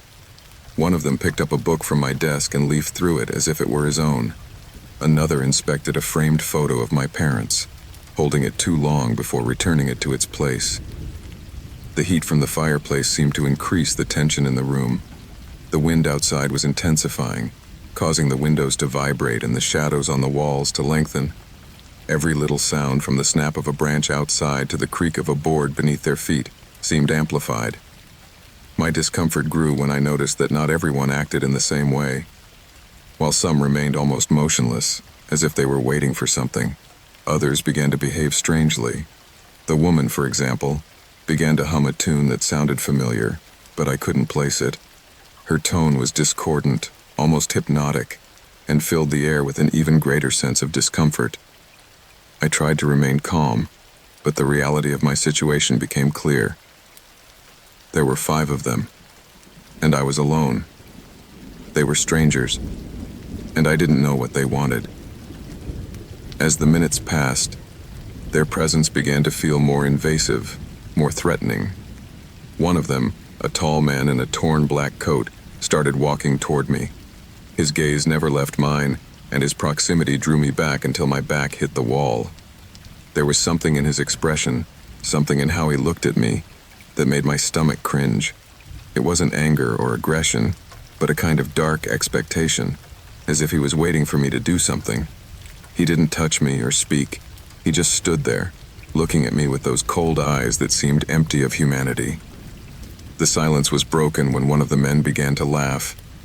It was a low, throaty laugh that didn't sound like someone finding something funny. Rather, it was the sound of someone enjoying a private joke, a joke I didn't understand. That laugh echoed in my head like a warning, and I knew the situation had reached a point of no return. I decided I couldn't stay there. If I waited any longer, something horrible was going to happen. I slipped into the kitchen, trying not to make a sound. My target was the back door. If I made it out, I could run to the nearest house or hide in the woods. But before I made it, I heard footsteps behind me. The tall man stood there, blocking my path. In his hand, he held something that glinted in the dim light of the kitchen. It was a knife, long and rusty. He didn't lift it, but he didn't hide it either. He held it in a way that seemed to say he would use it if necessary. My heart was pounding, and for a moment I considered confronting him, but something in his posture stopped me. It wasn't just the knife. It was the certainty in his eyes that I would not leave that house unless he allowed it. The tension in the air was unbearable. The woman's humming continued, mingling with the other man's laughter. The rain was still pounding on the windows, and the wind seemed to howl with renewed fury. I felt trapped, like a cornered animal. Suddenly the light flickered. The storm was affecting the electricity, and the shadows in the room seemed to come alive. It was at that moment that I heard a loud bang coming from the living room. I ran back, thinking something had fallen, but what I saw froze me in my tracks. The chimney, which had been crackling normally, now emitted thick, black smoke. The intruders stood around the fire, motionless, staring at the flames as if something inside them was speaking to them. The smoke began to fill the room, and a choking sensation enveloped me. I don't know how I found the courage, but I ran to the front door. I turned the lock with trembling hands and stepped out into the rain. The cold, damp air hit my face like a bucket of ice water, and I ran without looking back. I don't remember how long I ran, only that I finally reached the road. A car passed by, and the driver, seeing me soaked and desperate, stopped to help me. I could not explain to him what had happened. The words would not come out. He took me to the nearest town, where I spent the rest of the night at the police station. When I returned home the next day with an officer, there was no sign of the intruders. The fireplace was intact, the floor dry, as if no one had been there. But in the center of the room, on the carpet, there were burnt marks in the shape of a perfect circle, surrounded by symbols I didn't recognize. I never went back to that house. I sold it months later, without going in again. Sometimes on rainy nights, I can still hear the woman's humming in my head, like an echo that refuses to go away. Travel had always been my passion. Whenever I had the opportunity, I would venture out to explore new places, seeking experiences that few others had ever had. The last time was no different, or so I thought at first. I had decided to visit a mountainous region famous for its remote and almost mystical landscapes, where tourism had barely left its mark. However, what started out as an exciting getaway became a memory I wish I could erase. I arrived at the base town after a long journey. The place had a quaint air, almost frozen in time, with wooden houses, dirt roads, and people who seemed wary of outsiders. It was just what I was looking for, authenticity at its best. Little did I know, however, that my search for the genuine would end up leading me down a dangerous path. I had planned a tour of the nearby mountains, a trek that promised spectacular views, and according to the guidebooks, an almost spiritual connection with nature. Upon arrival, I was told that it was essential to hire a guide, as the trails were confusing and many parts lacked proper signage. It wasn't long before I found someone who offered to accompany me. The man had a convincing attitude, knew about the hidden places, and spoke enthusiastically about sites that few tourists had seen. I didn't stop to check if he was an official guide. His confidence and apparent knowledge were enough to convince me. The next morning we set off early, with the sky still painted in shades of pink by the sunrise. At first, everything was just as I had imagined. The trail meandered through dense forests and deep canyons, with views that looked like something out of a postcard. My guide walked a few paces ahead of me, moving with the familiarity of someone who had traveled these trails all his life. As we progressed, however, something began to change. The trail became less clear, almost non-existent. We moved away from the marked trails and into areas where the vegetation was denser and sunlight barely penetrated. I asked if we were going in the right direction, but my guide seemed unmoved. He continued to move forward, as if he had a fixed objective that he was unwilling to share. The atmosphere changed drastically. The sounds of the forest, once vibrant with birdsong and rustling leaves, became oppressive. Everything seemed strangely still, as if the forest itself was holding its breath. The air felt heavy, charged with a tension I could not explain. After several hours, we arrived at a clearing in the forest. In the center was a structure that looked like an ancient stone altar, covered with moss and vines. It was surrounded by carved wooden totem poles, weathered by time, with humanoid shapes that I found disturbing. My guide stopped in front of the altar, and for the first time I felt that something was very wrong. I tried to stay calm, but my instinct told me that this place was not safe. There was no sign of other hikers, no sign that anyone had been there recently. The loneliness of the place, combined with the strange energy that seemed to emanate from the altar, sent a shiver down my spine. My guide began to move strangely. He approached the altar, took something out of his backpack and began to place it on the stone. From my position, I could not see clearly what it was, but he seemed to be performing some kind of ritual. His demeanor had changed. He was no longer the confident, friendly man I had known in the village. Now he moved with a solemnity that bordered on the disturbing, as if he were following an ancient protocol that only he understood. I took a few steps back, trying to evaluate my options. I didn't know how to get back to town on my own, and the sun was beginning to descend, casting long shadows over the clearing. My guide, if I could still call him that, seemed to notice my discomfort. His gaze, once cordial, turned cold and calculating. Suddenly, I realized that I hadn't brought my phone. I had left it at the lodge, confident that I wouldn't need it. That lack of foresight, something I would have considered insignificant before, now left me completely helpless. With no communication and no idea how to orient myself, I was at the mercy of this man who now seemed to have very different plans than I had imagined. I tried to move away slyly, but a crunching sound under my feet gave away my movement. My guide turned to me, his eyes shining with an intensity I had not seen before. It was then that I understood I was trapped. His steps were slow, but determined, and every time I tried to back up, he moved a little further. He cornered me against the altar. His presence was overwhelming, and at that moment I knew I could not trust him.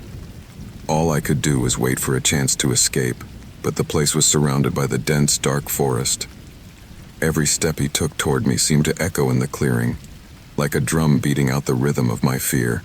Just as I was about to resign myself, something unexpected happened. The sky, hitherto clear, became covered with black clouds, and an icy wind began to blow across the clearing. The totem poles around the altar creaked and bowed, as if reacting to the change in the atmosphere. My guide, who seemed completely focused on me, suddenly turned toward the altar, as if something had called him. I took advantage of their distraction to run. I didn't have a plan, I just wanted to get away from that place. I ran as fast as I could, stumbling over roots and branches without worrying about the path. My only goal was to escape from that clearing, from that man, from everything I had encountered in that forest. Finally, after what seemed like hours, I found a trail that I recognized. It was one of the main trails we had left behind when we started our hike. Relief washed over me, and I kept running until I reached the village. When I told the local authorities about my experience, they looked at me skeptically. They said that there were no official guides in the area and that no one should be exploring these forests without permission. What disturbed me most was when they mentioned that the altar I described did not appear on any maps or records. Since then, I have avoided trips to remote places. Sometimes, when I close my eyes, I can still see the look in that man's eyes and feel the oppression of that clearing in the forest. I don't know who he was or what he wanted, but I'm sure that if I had stayed a moment longer, I wouldn't be here to tell the tale. I never thought that a simple road trip could turn into the most terrifying experience of my life. I had been planning this trip for weeks with Sebastian, my best friend since childhood. It was the perfect weekend to disconnect from routine. The road, the rain, and the music we always shared promised a memorable journey, but not the way I ended up remembering it. The day dawned cloudy, with cold air pouring through the car windows. As we started up, the first drops of rain began to fall, gently hitting the windshield.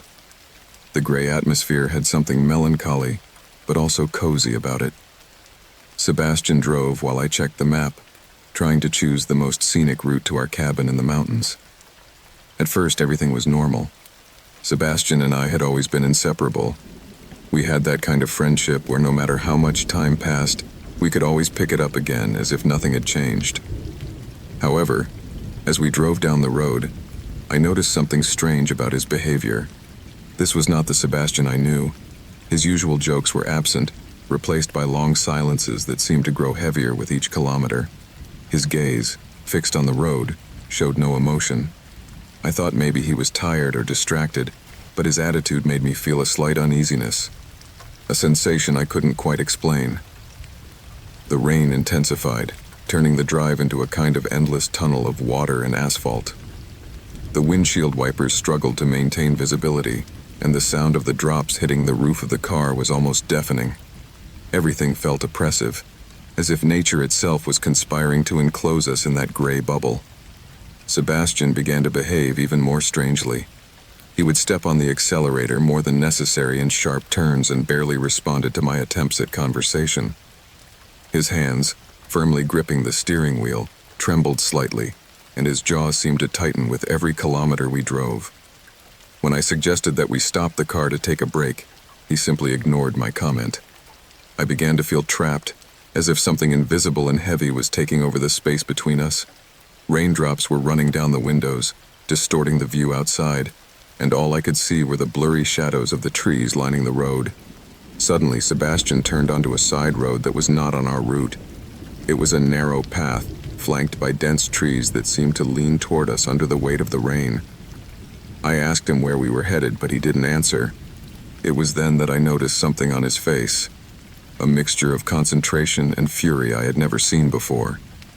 The car was moving along the path, raising puddles of water that splashed the headlights. The forest was closing in around us, growing darker and more oppressive. My heart began to pound as I tried to calm myself, searching for a rational explanation for his behavior. Then, I remembered a recent conversation with Sebastian, in which he had mentioned some personal problems that he did not seem willing to share. There was something in his gaze that day, a shadow that I now understood better. Whatever was tormenting him was coming to the surface, and I was the only witness. Suddenly, he slammed on the brakes in the middle of the road.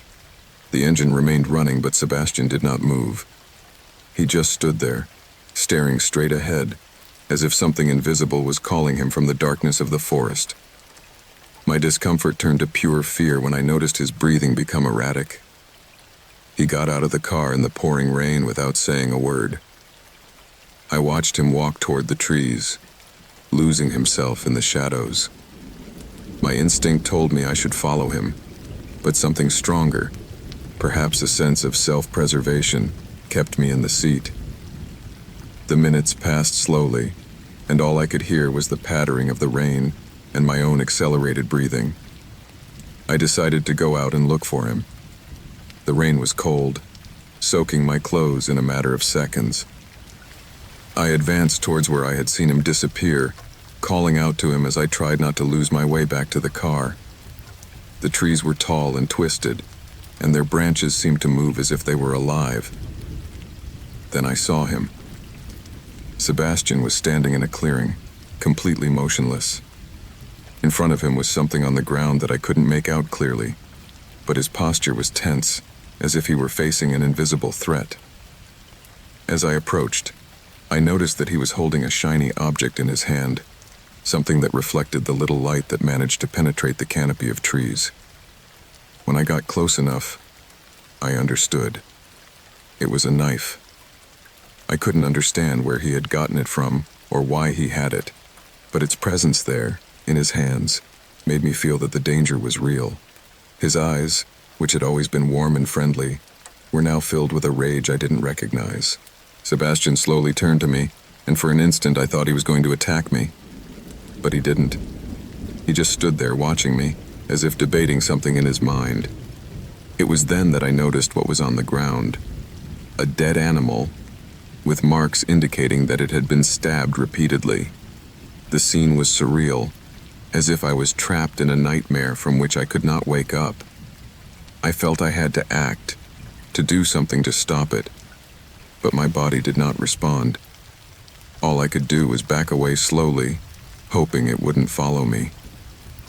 Sebastian finally dropped the knife to the ground. His breathing was heavy, and his body seemed to shiver, not from the cold of the rain, but from something deeper. He said nothing as he walked away from the clearing, walking back toward the car. I followed, keeping my distance, trying to process what I had just witnessed.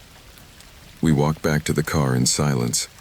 Sebastian sat behind the wheel, soaking wet, and started the engine without even looking at me. He drove back to the main road as if nothing had happened, as if the last hour had been a vacuum in time. I was too shocked to say anything, and the rest of the trip passed in stony silence. We finally arrived at our destination, but something between us had broken. Sebastian barely spoke to me for the rest of the weekend, and I didn't have the courage to confront him. What had happened in that forest remained between us, a secret neither of us was willing to reveal. Years later, I still think about that day. I never spoke to Sebastian again after the trip, and I never knew what drove him to behave that way. Sometimes I wonder if it was something that was always there, hidden beneath the surface, waiting for the right moment to come out. Other times, I wonder if it was me who changed, if the fear I felt that day kept me from seeing something that could have saved our friendship. All I know is that every time I hear the rain hitting the roof of my house, I can't help but remember that trip and the dark side of Sebastian that I discovered in the middle of the storm. The phone rang in the wee hours of the morning, just as sleep was beginning to envelop me. The noise of the device interrupted the stillness of my room, and at first, I just stared at the screen, half asleep, hoping it was a work call that I could ignore. However, when I saw the name on the screen, my body reacted before my mind did. It was Andres, an old friend I hadn't spoken to in years. I decided to answer, still groggy from sleep. The voice on the other end of the line sounded different, altered, something I couldn't identify at first. He told me that he needed to see me right away, that it was serious, that it was urgent. I listened to him for a minute, and although my thoughts were still clouded with fatigue, something in his words alerted me. "It's for your own good," he said, and that phrase echoed loudly in my mind. Andres and I had been inseparable during our college years, but over time, our lives took different directions. Somehow, though, his call made me feel that something important was about to happen. He asked me to meet him at an address outside the city, someplace out of the way. I didn't know exactly what to expect, but the urgency in his voice convinced me that I shouldn't turn him down. I put the phone back on the nightstand, took a quick shower, and got ready to leave. As I got dressed, my mind began to unravel what Andres had told me, but I couldn't fully grasp the situation. It all seemed confusing, out of place, but I didn't want to think about it too much. When I arrived at the meeting point, a small restaurant on the outskirts, I was a bit taken aback. It was not the place I would have imagined for a serious meeting. The restaurant was empty, only a dim light was visible in the back, where a small private room was located. My heart beat faster as I approached the entrance. I didn't know what to expect, but I felt that something didn't fit. The door opened on its own as I approached, and as I entered, a strange shiver ran down my spine. The dim light in the room barely illuminated the place, and the shadows stretched out like a dense fog. I saw no one at first, but something in the air told me I was not alone. At the back of the room, a figure slowly approached. I thought it would be Andres, but as the person got closer, I could see it wasn't him. It was a tall man in a black jacket, staring at me with expressionless eyes. The man said nothing, just waved his hand toward a table. At first, I did not know how to react. My instinct told me I should leave, but the feeling of being trapped by something bigger kept me from moving. The light in the room flickered a couple of times, and the air seemed to get thicker, as if I was being enveloped in an invisible fog. Sitting at the table, the minutes passed slowly as the man watched me without saying a word. Suddenly, a group of people entered the room, as if they were waiting for the moment to arrive. My mind was confused, and although I had no idea what was going on, I began to suspect that things were not what they seemed. The man in the black jacket got up and approached a nearby table, where a woman was sitting. She didn't look at me, but her presence made me uncomfortable. There was something about her attitude that I didn't like, a kind of indifference that chilled my blood. It all seemed like some kind of act, but I couldn't figure out what it was all about. I didn't understand what was going on. It was then that a new man, shorter and thinner looking, approached me and handed me a small envelope.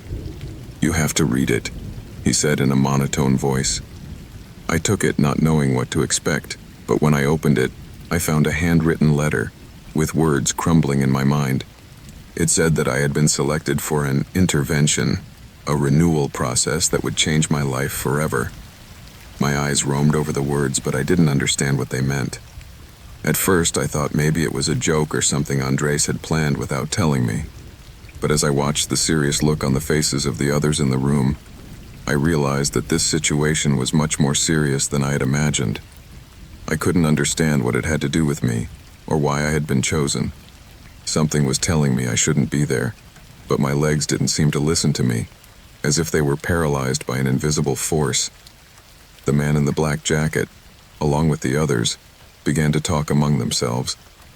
Although I did not understand what they were saying, I felt that something was about to happen, something I could no longer control.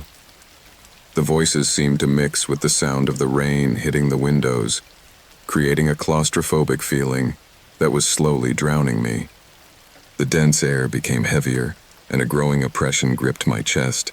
Suddenly, one of the people at the table stood up and approached me with a firm gesture. His face reflected the determination of someone who was in control of the situation. My heart beat faster as everyone's eyes turned to me, staring at me. I felt the gaze of each of them, but I couldn't move. I was trapped. Finally, the figure in the black jacket began to speak. "We know what you've been doing," he said in a deep voice, filled with an eerie calm. "This is the moment of redemption, the moment when you will put your mistakes behind you and start anew. The process has already begun. There is no turning back now." It was at that moment that I understood that it was all a sham. It was not an intervention, not a helping process. It was a scam. The whole group was conspiring to trick me, to involve me in a process I knew nothing about. The movements of the others were too precise, too calculated. It was all orchestrated to make me believe that something was afoot, but it was an illusion, an act of manipulation in its cruelest form. I tried to move, to find a way out, but fear paralyzed me. I was trapped in a lie I had believed, and now I felt like an idiot. Yet something inside me awoke, a spark of resistance that began to burn. It was now or never. I quickly got up from the table, pushing the chair back. The group was silent for a moment, as if they didn't expect me to perform. I felt the adrenaline coursing through my veins as I headed for the exit. I didn't know if I should trust my steps, if it was too late, but an invisible force was pushing me forward. The rain was still coming down hard outside, but the fresh air was an immediate relief. I ran through the streets, aimlessly, without a plan, only with the desire to escape from the deadly trap I had fallen into. The rain soaked me, but I didn't care. There was only one thing on my mind: to get out of there, to get away from those swindlers who tried to destroy my life with their lies. I never heard from Andres or any of those strangers again, but what I experienced that night left an indelible mark on me. The feeling of being trapped in a perverse game, of being a pawn in the hands of someone much bigger than me, never completely disappeared. Perhaps worst of all, I still wonder how many others like me have fallen into the same trap.